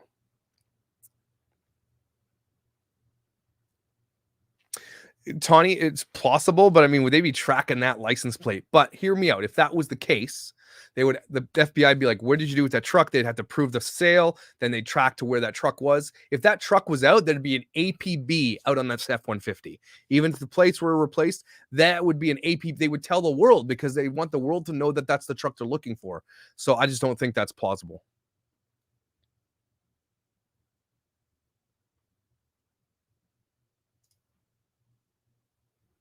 Lots of moms have running away money kept somewhere. Specifically, they were divorced. Hey, yeah, that's very plausible, Jessica.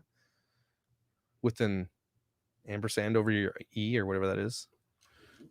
Accent aigu. Just learn what you guys, I keep forgetting you're not Canadian. I talk to you guys like you're Canadian. A toonie is a $2 coin in Canada. Do I have one floating around here? I don't think so. What else is strictly Canadian here? Where you going, Goose? Come here. Come say hi. Come here. Come say hi.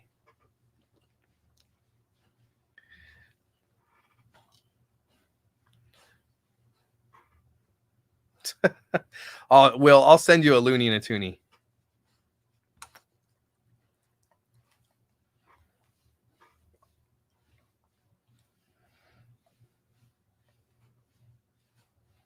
This is a nice break. Hey, Goose. Hey. He's got a shooting star in his chest. You can see it, sort of. Hey. Okay, go. All right. You guys come on up to Canada. I will take you around and show you all the good stuff. It's crazy the Americans use $1 and $2 bills still. We haven't had $1 bills since I was in grade 4. Okay, I don't even know, like 1989, something like that. Toonies have been around since I was in high school, so we haven't even had those bills for so long. Now we're talking about $5 coins. You can have a pocket full of change and be $100 in your pocket.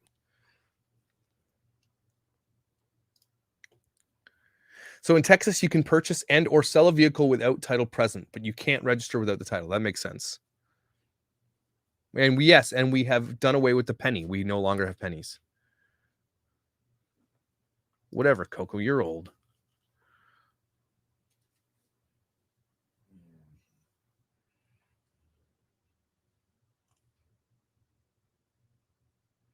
Canadian cash is indestructible. It's made of plastic, and our $100 bills do smell like maple syrup.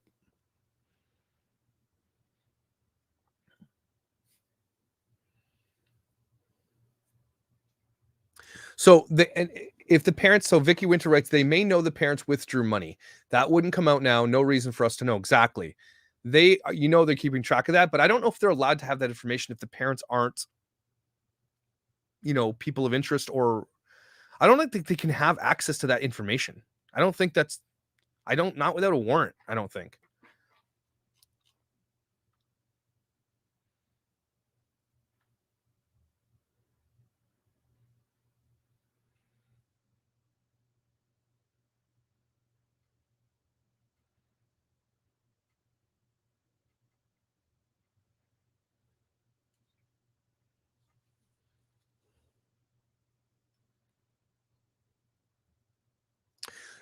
Again, Christina Chavez writes, if he stole it, yeah. Again, if someone had an F-150 stolen and there's a guy seeing someone that looks like Brian in F-150, again, there's an APB. They're going to put that on the news. If you see this truck, it looks like this and has this marking on it, call us. I just don't see it. It would have already been out there.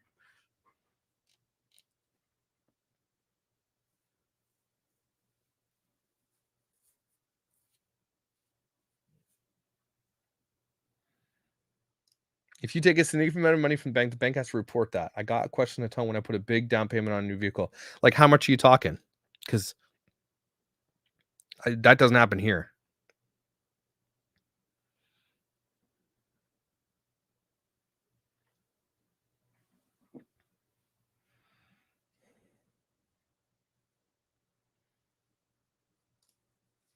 They must have a warrant. No, I feel like there's so much evidence. Yeah, I feel like, they're not. There is evidence to suggest that they have involvement, but nobody said anything at this point. And the parents aren't speaking, and they haven't spoken. Over 10 grand is reported. So imagine they took out. Don't forget, guys, we have from August 29th to where we think that he might have spoken to his parents. Okay. It is plausible he spoke to his parents when he was up at that place hitchhiking on the 29th. Up until the point he came home September 1st. They could be pulling out 1,000 here, 1,000 there, 1,000, 1,000, and not get flagged for any of that stuff. Could literally just be working that up.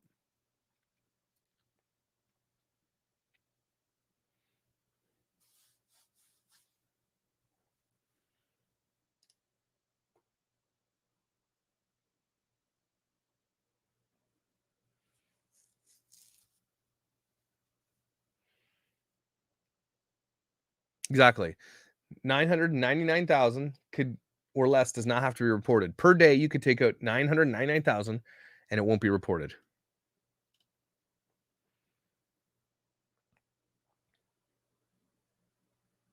The Laundries need to start paying rent in my head.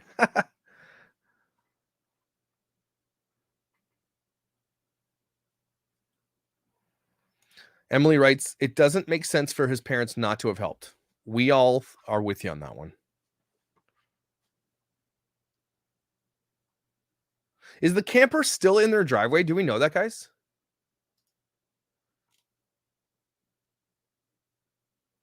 Yeah, it is, because Brian Enton's standing right in front of it.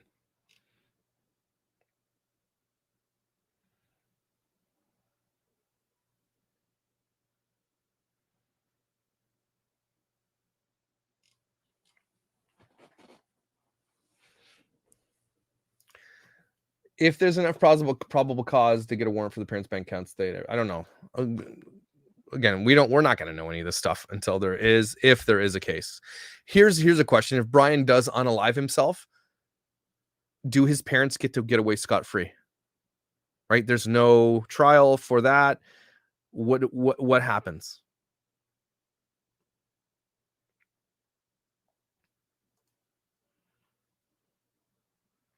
As far as we know, they lived off their parents, and we know that they were, they didn't do it. They weren't working. They were literally living on the road in a van. So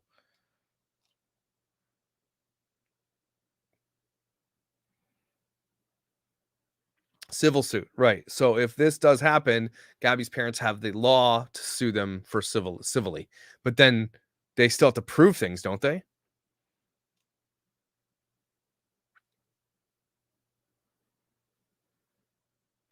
We have discussed the cop that looks like Brian. Yes, we have. Let's see if we can get an update for you guys on that. Shout out to AJ that keeps sending me all these amazing tweets, by the way. AJ on Twitter, you're amazing. Just going to re-show that to you guys here.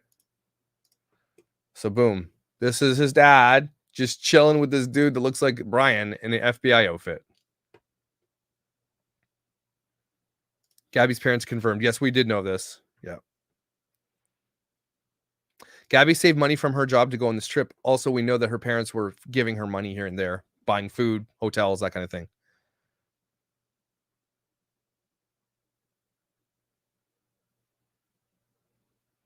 How do you travel without money? I don't think you do. I think either you're really well prepared or you have cash on hand.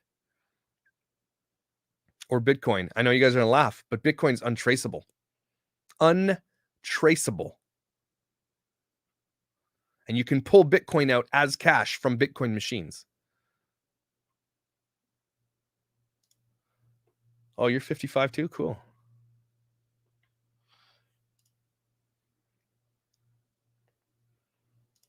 $5,000 or more gets reported to feds. I guess it depends on the state, right?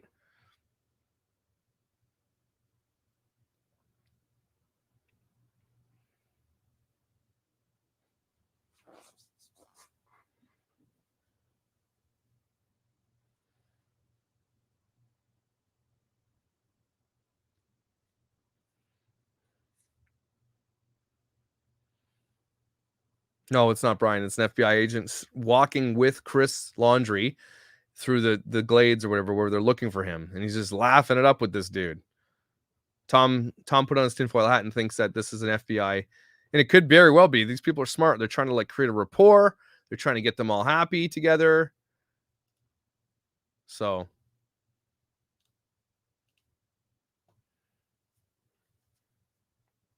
no, I'm not 55. I was kidding. I'm 41, everybody. My birthday is next month, and I will be 42. And I'm getting older than the hills. I can't get up without grunting. I'm just can't bend my legs normally anymore. My toes don't bend normal. I'm 1 foot in the grave, but my birthday's coming. So that's always fun. People always send me really cool, weird stuff like this for my birthday.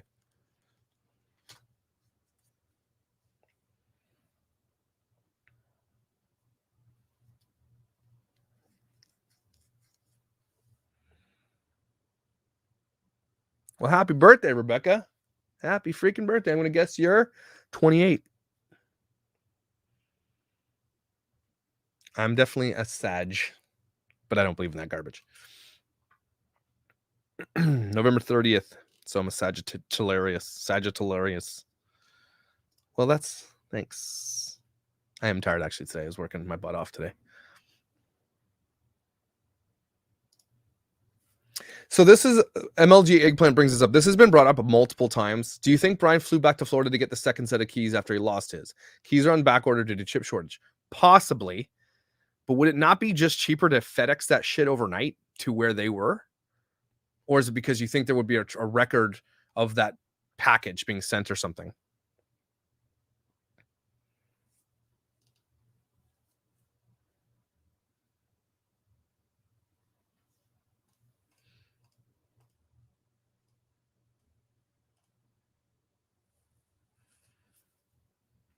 Blair, I thought you were like 52. My bad. Sorry, dude.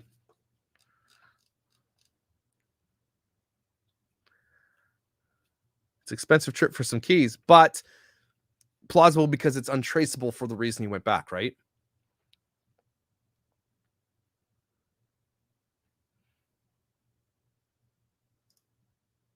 Any ideas? Currently arrest warrant for the credit card theft. What state would he go to for that? Good question. Good question, because that's what he's wanted for right now. He's not wanted for murder. He's wanted for credit card fraud. So those are where he did those frauds, in those states are where he's going to be tried for those crimes. That's another thing that's really weird about this. If Brian doesn't say a word about anything pertaining to Gabby, and he's only charged on the credit card stuff, that's all he can be charged for. If he says no words, right? Am I right about that? I could be wrong, but I'm like, it's going to be really hard to prosecute a kid that says nothing. He does not have to say words at all about it. No, Jill, I'm not. I was just joking. I'm 27. Wherever he took the money out, right?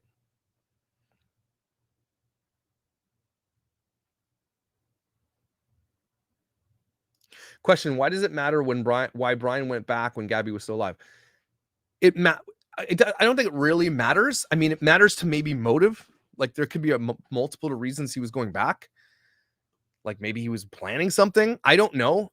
It's just adding to like why did he go back for that one thing that his parents could have done?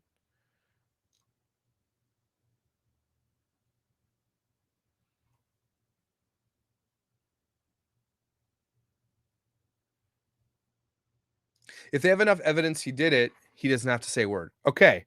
But imagine this for a second. What evidence? If they had the evidence now, he would be wanted for that. He's only a person of interest. If they had the evidence, that's what they would be charging him with. And they might still charge him, but if he doesn't say a word, like they haven't yet, and nobody says words, he could literally or just lie and say, I didn't know. Again, I don't know. You're going off circumstantial evidence at that point, unless they have absolute utter proof like that he did it somehow.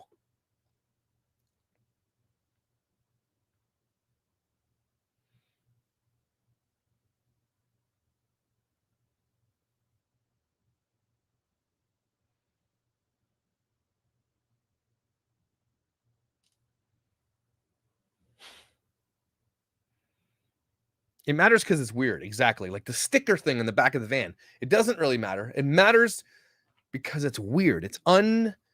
It's just different. After you've done something, allegedly, why did those other things happen? Like the stickers. It's just one of those conundrums.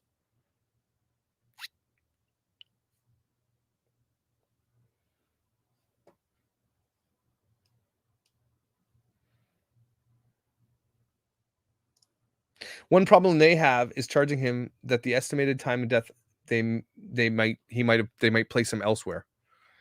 They know a lot more than they're letting on. Obviously, I think we all agree with that. I'm sure they know BL's watching everything they do from the media somehow.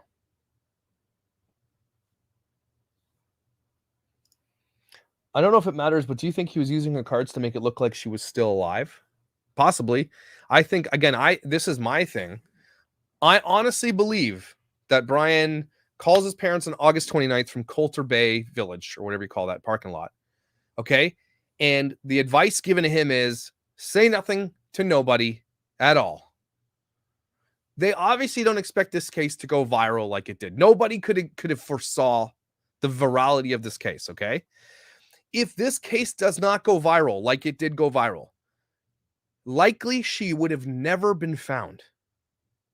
Unless by some crazy coincidence, those two people, at least the one lady who picked him up hitchhiking, said that may be where I dropped him off. And that's it. Because he was in a relatively remote location where not a lot of campers were and all that kind of stuff. And if it doesn't go viral, this case, she's not found. And if she's not found, when he gets home, they go silent and she's never found, nobody, no crime. That's what they were likely going for. Then this shit went viral. And then everybody was like, oh, yeah, I definitely had toast with that guy. Okay? Then that's when it happened. That's why I think everybody should continue to cover it.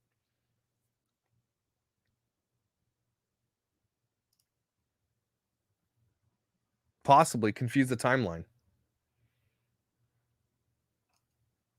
This is another Dev Jordan writes, it sucks that his DNA is already going to be on her and the van since they were dating and living together. Hopefully she fought to get his skin under her nails to show there was a struggle. But we remember too, on August 12th, she said she hit him and he said he pushed her. And they could say, hey, that she admits on camera could have been from then. It's a high priority case, so they're probably only naming him as a person of interest, not to spook him. This way, he might be more inclined to come freely. Yeah, it's a good point. It's a good point, Grandpa.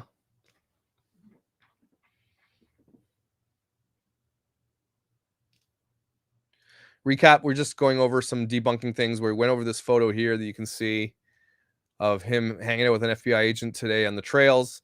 We went over the garden hand thing and we debunked that garbage right away. We've been talking a lot about just like timeline stuff, Florida, that kind of stuff. Yeah, make sure you guys subscribe and hit the like button. Thanks, Heather. Appreciate it. Smash the like button. Get this out there. More people see it and hit subscribe. I'm Misty. I'm reading this as if it's like, what's that cartoon show? Oh my goodness. Why am I drawing a major blank on the cartoon with the dog and the murder? They find murderers and crimes. Scooby-Doo. And it should never be found if it wasn't for those darn YouTubers. And that's why I think this case is, and that's why I feel like if Dog's covering it, everybody just do it. Just cover it. Yes, I do think that they're communicating with him somehow.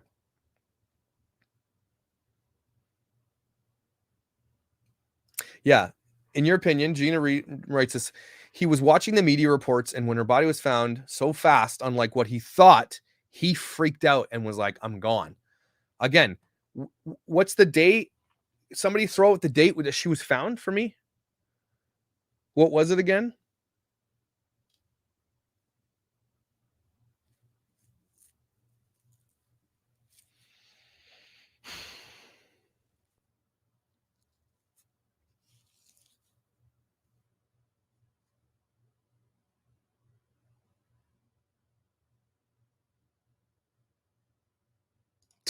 Blue's Clues. I've never seen Blue's Clues. September 19th. Okay. So she's found September 19th. Okay. He's home from September 1st to, as far as we know, the missing persons report is the 11th. We know that. Okay. He's got the 2 days where they think, the 13th is when his parents, he goes camping. Okay. He's got 6 days before she's found. So he might still be like kind of confident at this point that it's just like, oh, it is what it is. And then when she's found, everything changes. Sandy, these nuts, you're welcome. Yeah. Could you imagine being Brian or Brian's parents who might know what happened, and then Red, White, and Bethune drop their video, and then these people come forward that gave him a ride as hitchhikers? Could you imagine the turmoil in that house when this stuff is breaking right in front of them? The blood's draining from his face. He's like, uh-oh. So their plan initially was like, no body, no crime, can't say anything. All goes out the window. Everything changes. And then he's gone.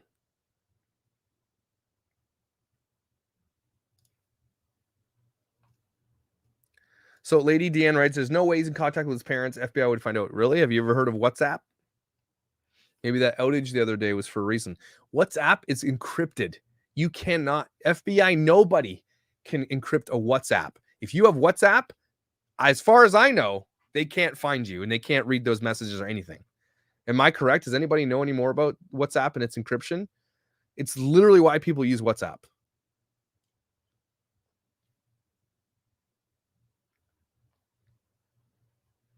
Brian's blue seat cover was missing from the van on 27th at Spread Creek. I mean, that could be any reason. Could have stunk. WhatsApp is Facebook, yes, but still encrypted. Israel can crack it? Well, we can't.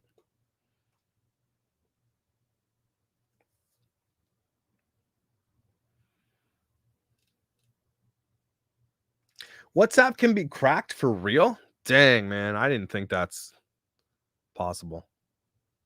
So it's no longer encrypted because Facebook bought it? I didn't know that. With a warrant, they could get through the encryption, but that would be hard to get in this case. And they can't break the encryption without a warrant. They can't just do it.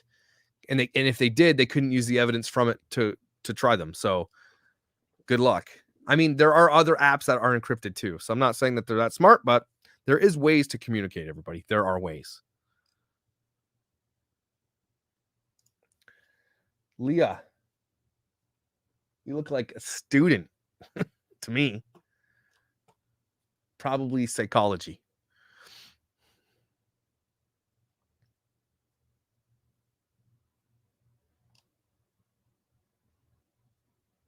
FBI can do whatever they want, whenever they want. Yeah, if they have warrants, they can't just do whatever they want because remember, they have to try this case to prosecute. If they do things illegally, they can't prosecute on the evidence that they obtained illegally. That would be thrown out. Real crime. Represent. Hashtag real crime. Telegraph is a good app. Yep.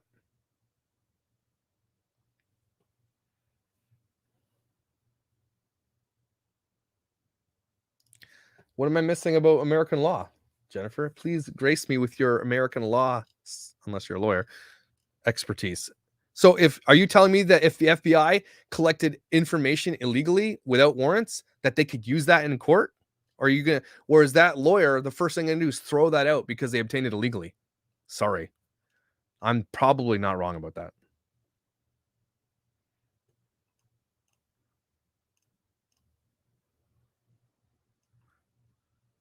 You don't even go here, Jennifer. Why are you in the chat?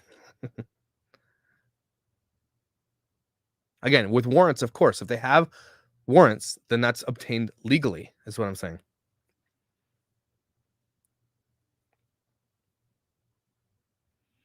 Was I right about that girl in the psychology major in university?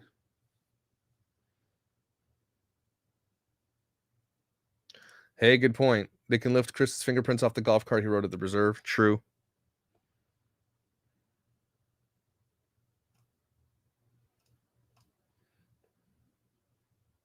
So LV's writing, it's not true. Zuckerberg was with the Congress and said it was encrypted. I'm pretty sure WhatsApp's encrypted, everybody.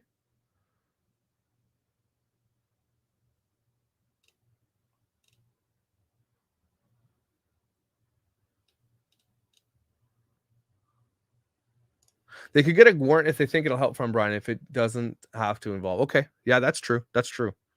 Again, we don't know about the warrants, right? We don't know the things that's served. So imagine they would try. Anyway, we know that. If they can get it, they will likely get it, right? They'll try to get it anyway. Yeah. Raisins.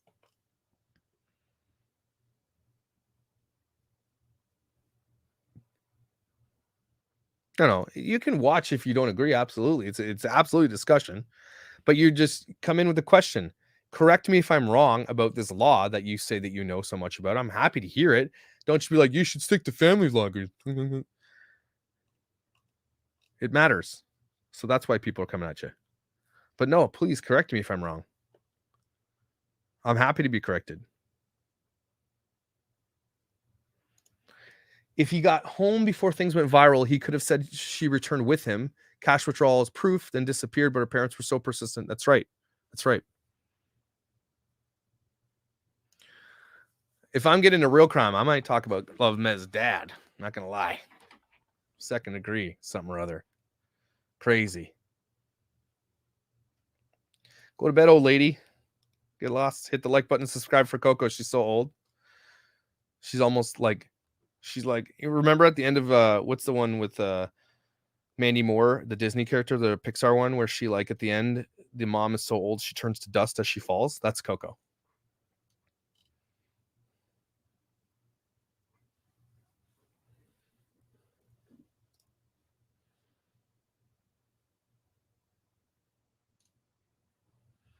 I've heard inklings of this. Mbellum says, did you talk about Cassie in Wyoming? Was Cassie actually in Wyoming? Rapunzel, that's it.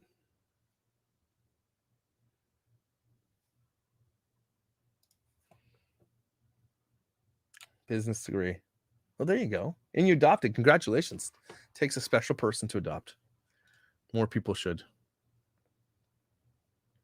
If my screen's frozen, just refresh it. Tangled, that's what it was.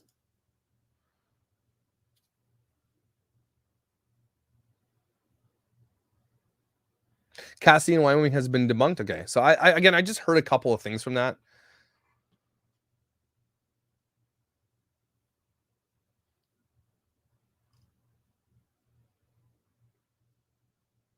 Gothel. Yes. Mother knows best.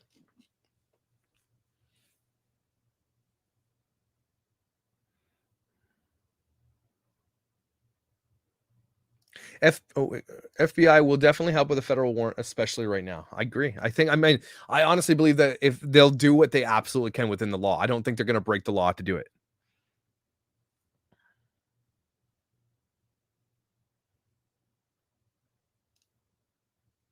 Coco, your mother Gothel, so bye. Cassie is Brian's sister. And you actually look like the girl from Tangled, Alicia, just so you're aware. You literally look like the Pixar character.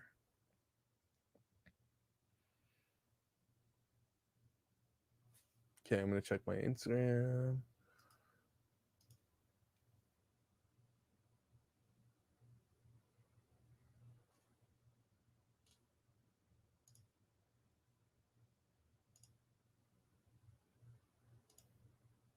I don't see anything here with the Instagram thing.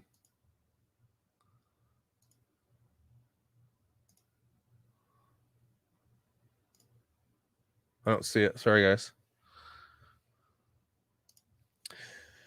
Cope Sunshine writes, I don't think Gabby had OCD. I think she was fairly normal, but was worn down by the mental abuse from Brian. He made her believe she had issues. Like, this is something I would absolutely agree with if I had knew more. But yeah, I don't think that she actually truly had OCD. If that were the case, the van would not have been in the state it was in. I think a lot of people say that, just facetiously. They're not trying to offend anybody, but they're just like, oh, I have OCD. They say it in passing. And they're really not, because OCD is really, really, really tough to live with, as far as I'm aware. I've seen some documentaries on it. OCD is not something that you could likely live in a van on the road with. I don't think so. Sorry. I don't know why there are attorneys in New York. I have no idea. That's actually a good question.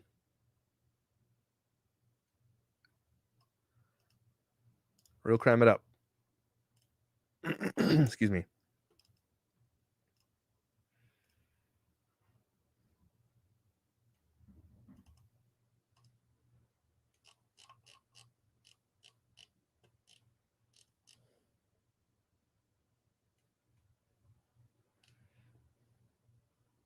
Brian drilled it into her head that she was difficult in OCD. I've been with that situation, and I hate that she was in it. Yeah, that's another thing. It's like he's likely the aggressor and all this stuff, and gaslighting and all that kind of stuff all the time.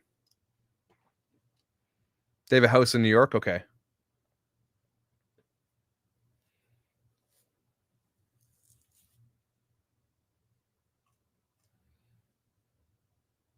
So the lawyer's a connection to the family, Stephanie thinks. Okay. Yeah, OCD is not just an everything must be clean in a certain way. It's a debilitating disorder that people cannot control. It is literally uncontrollable what people would do when you have OCD. And it's not just cleaning. It could be tics, like movements, counting, touching. OCD is insane. And most people need tons of therapy for it. And most people cannot travel with real life OCD.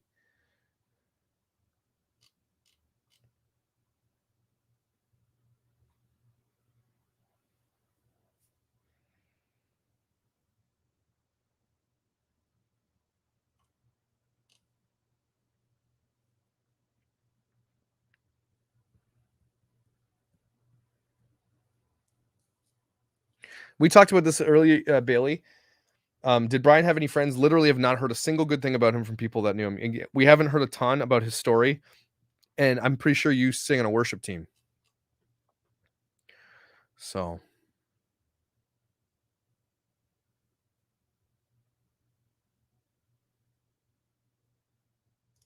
There's so much of the story we don't know. A toxicology report might not be too bad to have. Different drugs to different things. Yeah, we're not going to get that. We're not going to get this report.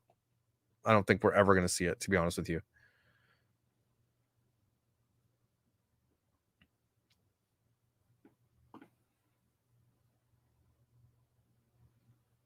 Here's the thing, Patricia. We talked about this in past videos as well. He loved hearing that he was a victim. I honestly believe that and when we covered that secondary footage from the Moab police stop, that is going to be so detrimental to the prosecution's case, because they're going to say right there, those people, the police treated him like a victim and everything else, and he wasn't. So it's going to be, all around, that Moab stop is the worst thing for this case. No, and they will not release an autopsy, as far as I don't think they ever will.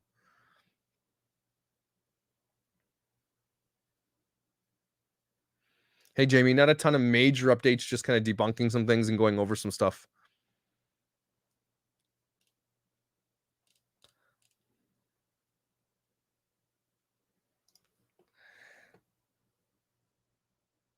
Oh, that's pretty cool. That's awesome. It's just your hat. So you're on a Hillsong worship team, as far as I'm concerned. Will says she doesn't think it's clinically OCD. I think she was just saying as part of her excuse that she was making. Yeah, she just, I mean, again, she's saying facetiously, like a lot of people do. They don't mean to offend, but they're just like, it's people relate OCD to like being super clean and organized. Do I believe the sighting of Brian and Gabby, the second female at the campsite? No. I absolutely don't believe it. That lady would come forward. I don't believe it. I don't believe that for 1 second. You can email me, Josh, at thedadchallengepodcast.com. No, Sophia, we don't know what meds, and I don't think we're ever going to know that. That's like, I think if I'm right, that's a HIPAA violation to even know that stuff. If they don't want that information out there. People in the town say Moab police have facts wrong with the ladies that were shot. It's making them mad.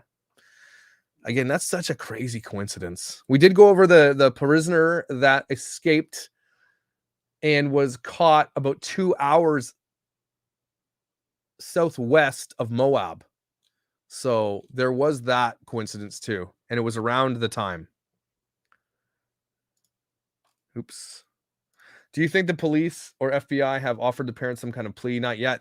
As far as I'm aware, and I could be wrong, maybe Jennifer can correct me if I'm wrong, but there's nothing to create. There's no deal to make unless there's charges, unless there's a prosecution happening. Am I right?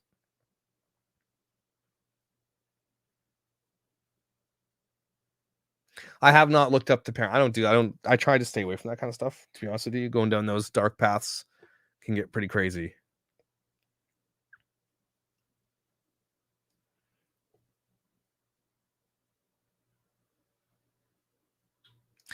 Mallow says she definitely sounded like she has OCD based on the way she described it.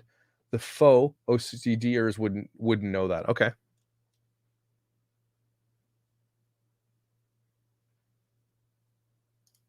Do I believe Cassie doesn't know anything? No, I think she knows something.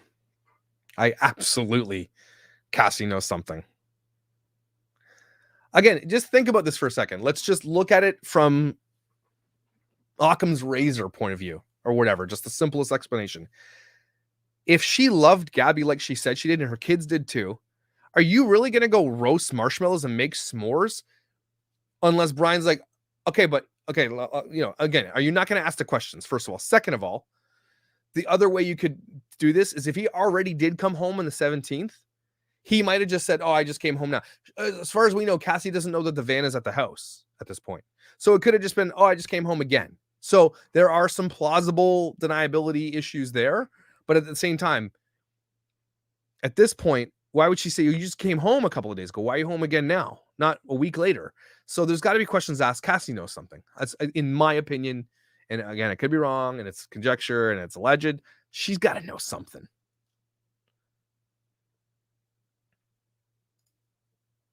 I think Cassie's being mostly honest, but she has to be lying about not asking about Gabby camping. I don't know. I don't know. So maybe I'm right. Josh, you're correct. There would have to be charges filed for a prosecutor to strike a deal up with them. Like they wouldn't make a deal to follow with charges. Yeah. So I think prosecution, if I'm right, Jennifer, correct me if I'm wrong. Prosecution has a case. They bring it up. Prosecution likely says, look, the odds of us winning this case are like 60, 40. So let's make a plea deal, an arrangement. If you do this, this, and this is what we'll do. And then you go to the judge and you say, here is our deal. And the judge says, cool, signs off on it. There has to be prosecution in place. Yeah, this is good. Gone with Gail. 3 murders in 2 weeks after no murders in over 17 years. The common denominator is the death of 3 men. Brian, he was there. It's just a crazy coincidence. That's all I'm thinking. Maybe Brian was on the run early. Because does anybody have the article of when those women's bodies were found? We think it was, let me just see if I got it in my brain because I have a really bad memory. I want to say it was the 17th, right? Was it August 17th they were found? Sorry, 19th? Someone give me that date. Right. She wasn't, but those two women were killed in Moab when they were there. So they were found on 8/14th, or that's when they were missing. 18th they were found. So where was I going with that? I completely forgot where I was going with that. So if he did do that type of thing, right? He went home on the 17th. If they weren't found to the 18th, he doesn't know that they're found yet. Or if he did do it, which I don't know. Again, it's coincidence, but highly doubtful. Why did he fly home the 17th? This 17th flight home, or is it 13th he flies home? Man, all these dates are confusing me. So they're found on August 18th. When does he fly home again? He flies home to Florida on the 17th or 16th? 16th he flies home. I'm confused.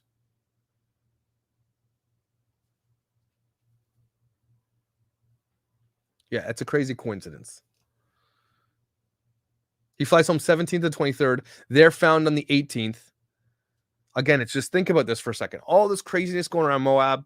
He likely flies out of. Where did he fly out of? Okay, there's just craziness. I have the timeline somewhere, and Jordan maybe went to. I'm lazy.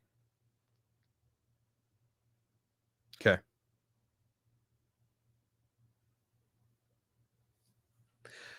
Oh, Amber, I heard about this too. What do you think about the dad taking the FBI by their old condo before he went back home? I don't know what to think of that. I have no idea. He flew out of Salt Lake City. Okay, thank you.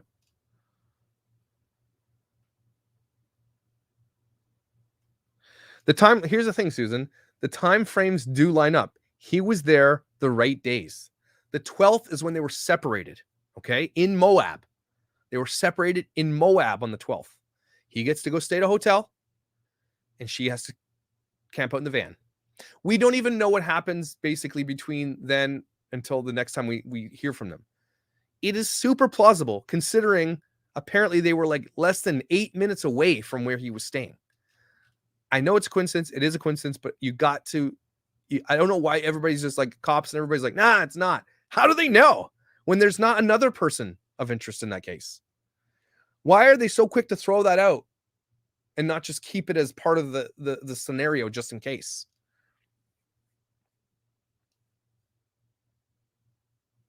His sister confirmed, Jenna, that he did fly home. We don't know Mbellum if they brought a gun on the trip, and I think, yeah. How did he get to the airport? Good question. Likely, Gabby drove him there.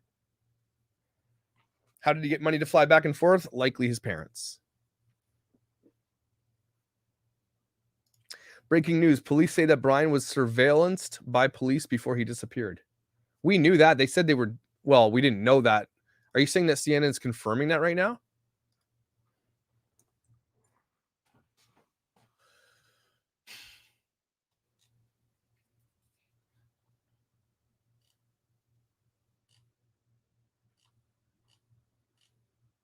Can you send me the link for that?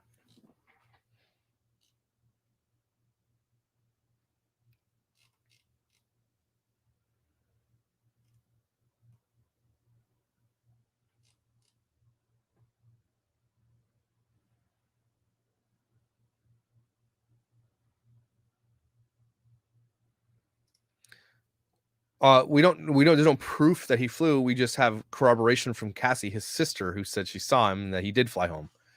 I'm willing to take her word for that, considering she was there. So we don't have definitive proof. No, but I mean, his sister said it, and everybody's reporting on that now.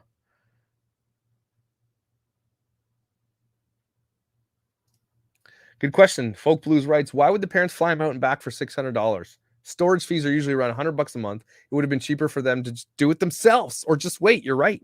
Again, that flight to Florida, there's something about it. That if he's caught, and hopefully he is, that's going to come up. Something about that flight.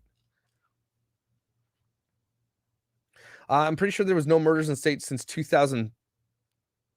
14? I don't know. I could have been wrong about that. Check. Okay, here we go. Here's the article. All right, here we go. Oh, shoot. Stupid. It won't let me do the ad blocker.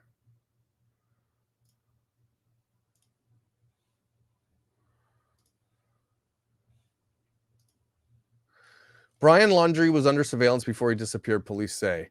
Police in Northport, Florida were surveilling Brian Laundrie, Gabby Petito's fiance, as best they could. I keep calling fiance, they weren't. As best they could legally before he vanished.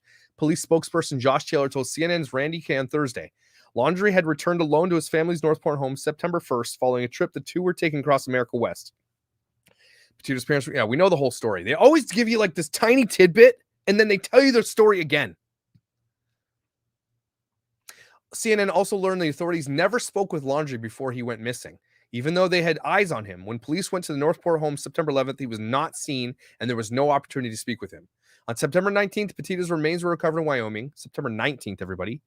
And the FBI said Laundrie has not been charged in her death, although it's the subject of federal arrest warrant. Authorities do not have the phone Laundrie had with him on the couple's trip, nor did authorities do not have the phone Laundrie had with him on the couple's trip, nor do they have Petito's phone. Neither phone was in Petito's van, which Laundrie drove back to Florida, Taylor told CNN. As the search continues for Laundrie in the sprawling Florida Nature Reserve, Taylor also confirmed investigators did not find a campsite during those efforts. Tons in this article, everybody.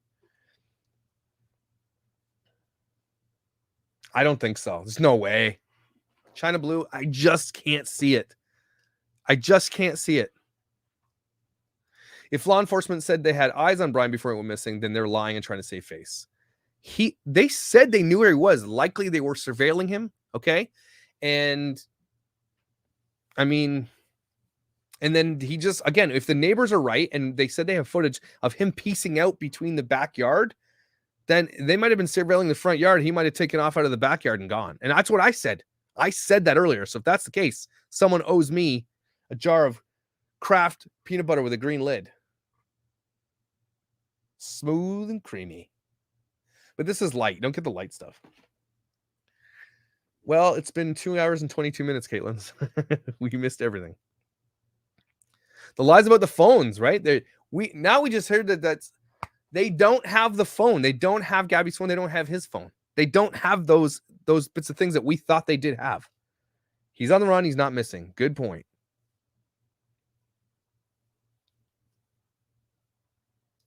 Here's a question. Hey, it's Steph writes, what did she do all by herself for almost a week while he was gone? Why didn't she just fly home? We will never likely know what happened on that week.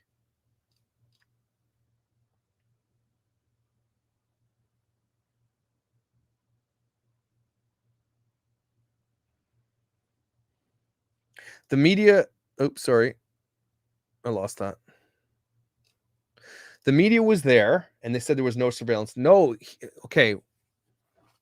The media says that, but they said legally within the right to surveil him. Well, this is what I said, Sandy, and I do believe that they were surveilling him and he just evaded it, and then they don't want to say it, and now they are saying it. They're surveilling him because he was a person of interest.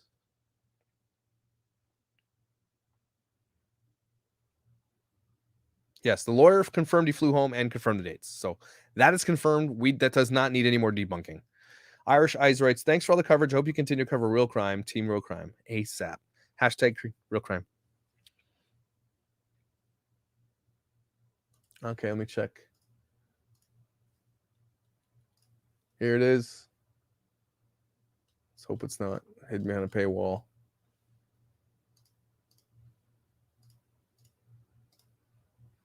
Brian Laundrie flew cross country to visit his parents' home in Florida during his trip with Gabby Petito, according to Laundrie family's lawyer, Stephen Bertolini. The attorney confirmed to CBS News that Laundrie flew home on August 17th and returned on August 23rd, 4 days before Petito was last seen. So that's all we need.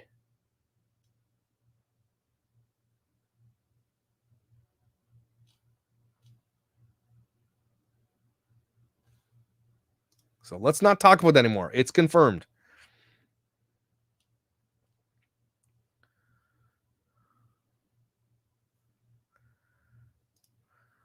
I think if he stole her credit cards and after her, if he did it, does it become a federal crime? I think it's a federal crime anyway because it happened in a federal park, right? Is that what people are saying?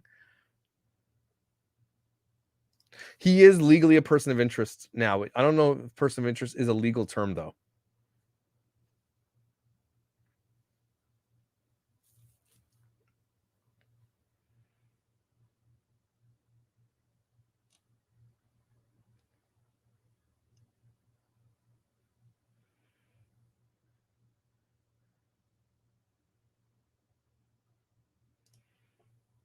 No, because she was lot. They were no, because he returned. He returned on September 19th. Sorry, let me just get that again.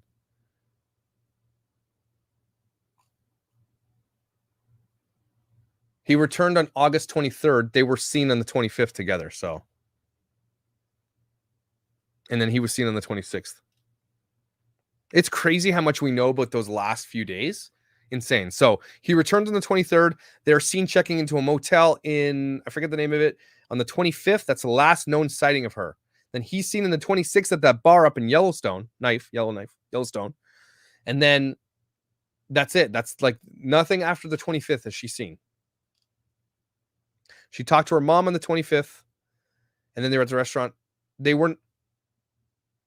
She FaceTimed with her mom on the 25th and they were at the restaurant on the 27th. Sorry, 27th, they were seen fighting, right?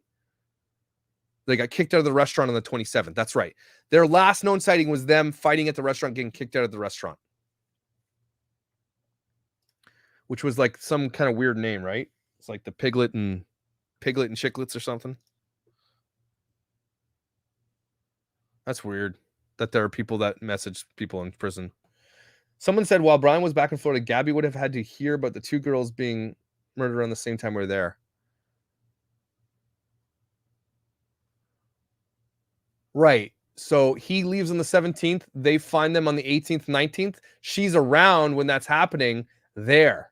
And you're right. That would have been super scary for her. Mary Piglets, right? Not Mary Chicklets, Piglets. That's true. That's something to be said too, that she was alone in Utah when these murders went down. Right in the middle of it. He leaves on the 17th. The next day, murders, everybody. And that's probably going around town like hotcakes, right? Everybody's hearing it.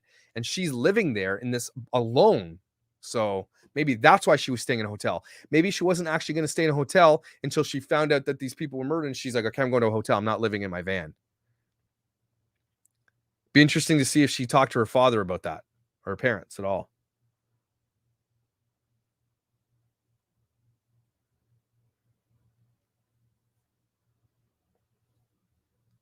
Well, thank you.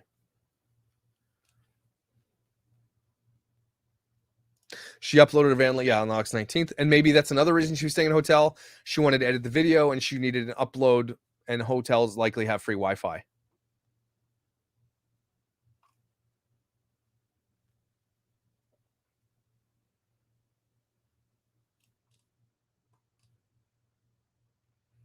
Yeah, I know. It's because it's interesting. There's like it's getting interesting, Tom. Are they expensive? Let's take a look. Which hotel did she stay in? Do we know? Does anybody have that information? They were likely in Salt Lake City, right? Do we know where she was staying?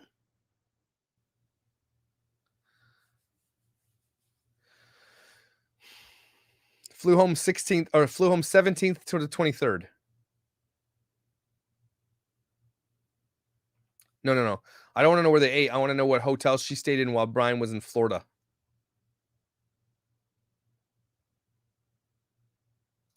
Bridget, you don't think that Brian did what he did? Okay. You'd be one of the two.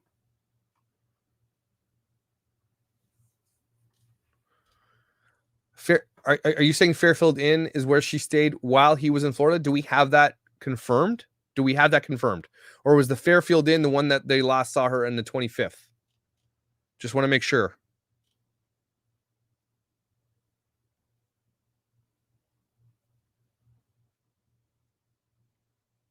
I've not seen the Dr. Phil. I haven't had time. I've been working like crazy, guys. I'm sorry.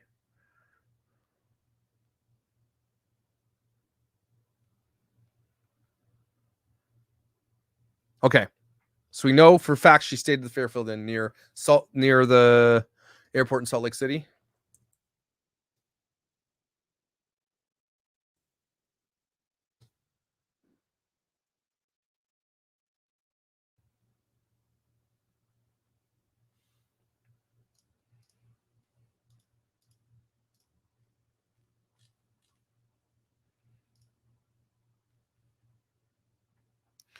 So we want to book a room from $131 per night. It's not the cheapest hotel, but it's not, and she might have had a cheaper rate then, depending on what time they were there, right? Because it was in last month, it was August, 2 months ago. So it might have been cheaper then too, but that's roughly a decent price, and her parents likely paid for it. Who's sing? Now I'm getting someone saying Marriott. What is it? I hate this. Everybody always drops a different name of something. It was for sure the Fairfield Inn and Suites.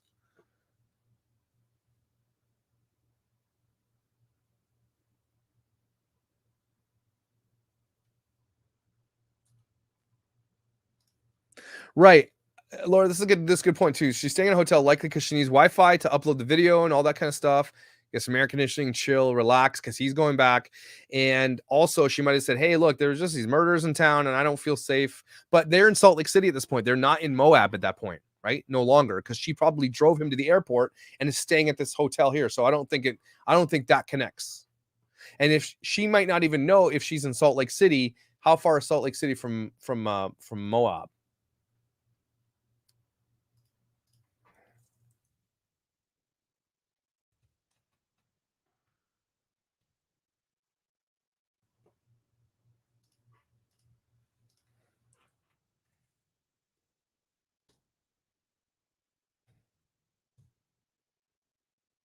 We're talking almost a 4-hour drive. So she might not have known anything until they got back, or at all. Okay.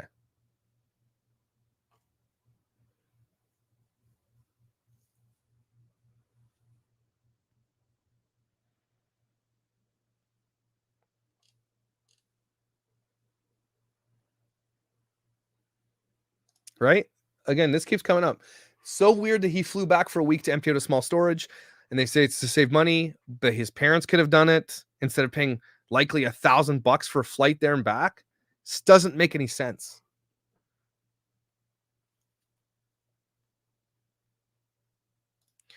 Maybe his parents flew him home because they're worried about their fighting intensifying, or that they broke up. Maybe they broke up and he just wanted to fly home. I don't know. There's lots I doubt we'll ever know.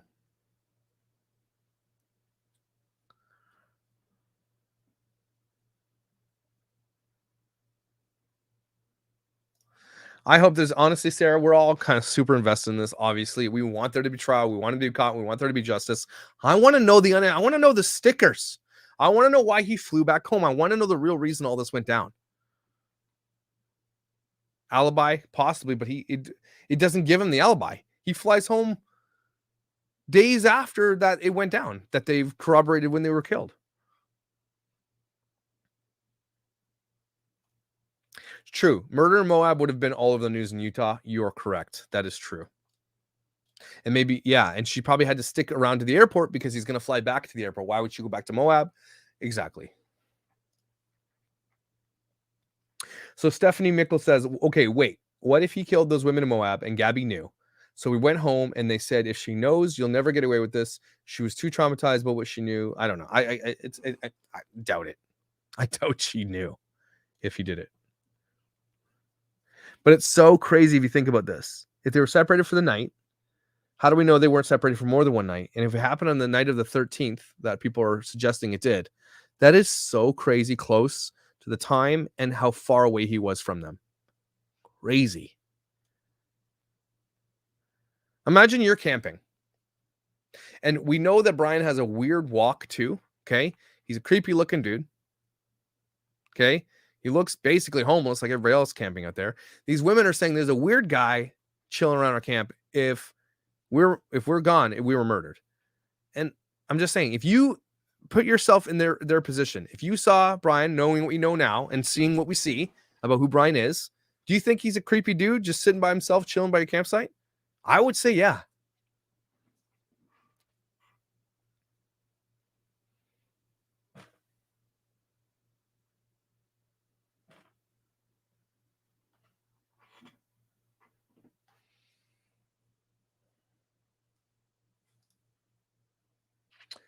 Nikki, like I get it. Brian hated guns. He also hated plastic. He also, ate yogurt and granola his whole life.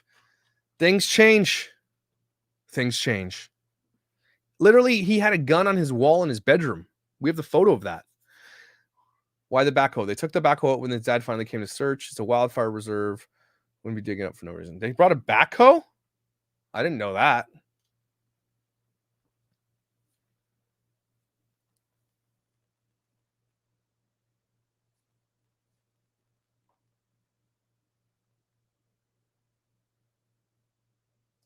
I don't know if he loved guns. I don't think we have proof for that. Or there was something serious in the storage shed. Diaries. Lots of women, specifically vloggers and bloggers who want to be writers, they diary things. Like, I'm asking you guys honestly. Like, I know you're saying Brian is creepy AF because we know now he's creepy AF. But to be truthful, you don't know anything about this guy. Do you see him and think creepy? Do you see me and think creepy?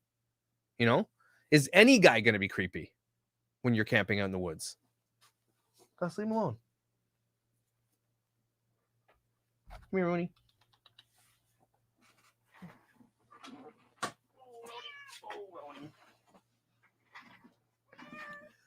You say hi?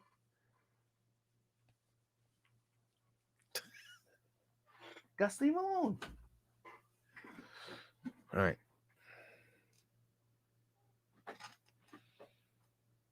Whoa, what? That picture of his room wasn't even his room. That picture's from when they listed the home menu. Oh, are you serious? Dang.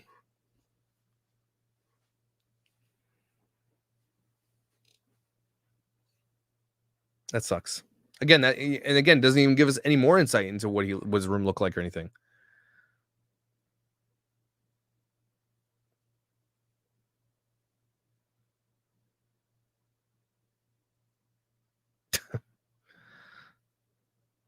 Okay, well, let me just take another quick look at Twitter and see if anything's going on.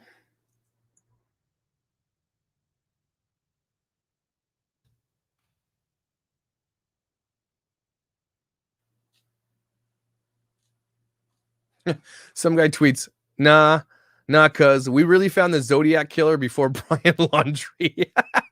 Oh my gosh. It's true. What next? They're going to find Jimmy Hoffa when they're looking for this guy in the swamp?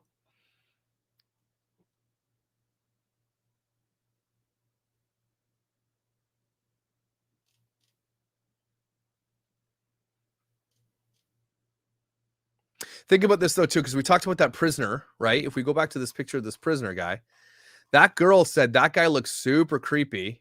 Let me see if I can find the picture of this dude. Hold on.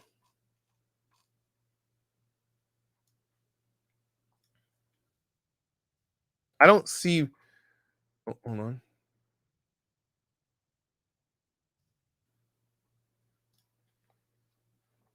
Think about this for a second.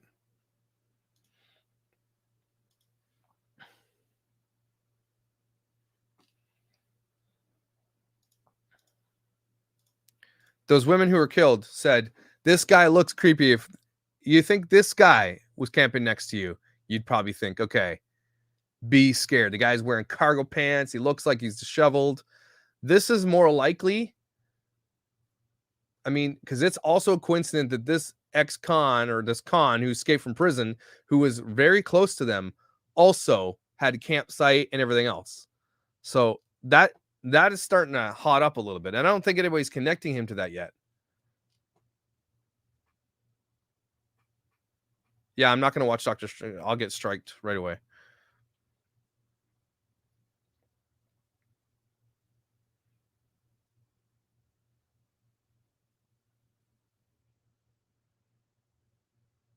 My cat's name is Macaroni.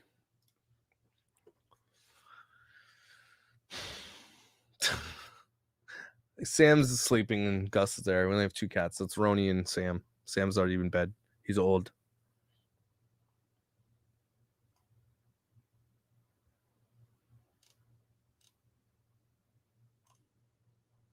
So Sean Pham is writing, Brian definitely did those women in Moab, killed them. My goodness, this channel is so far behind. Well, Sean, happy to hear your evidence of us being super far behind in this. Are you serious? Okay. So far behind. I'm glad you know the answer to that unsolved crime. Maybe you should talk to the FBI about that. They'd probably really like to hear your super evidence about it.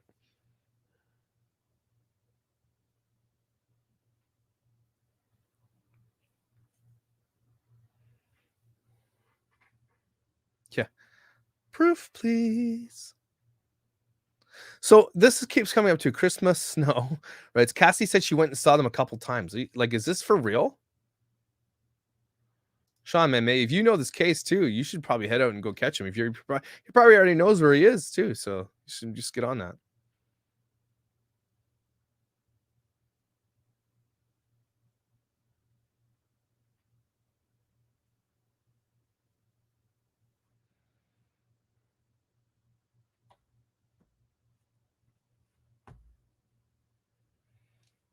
All right, I'm gonna wrap it up, everybody. Not much more. I mean, we don't have nothing going on Twitter, not really. Except people are like, there's a life straw you can buy at like any gas station now. People just saying that literally we found the Zodiac killer before we found Brian. Not much is happening.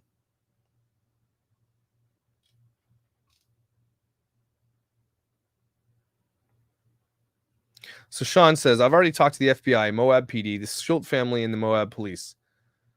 They already know that. Are you okay? I mean, receipts, or it didn't happen, my friend.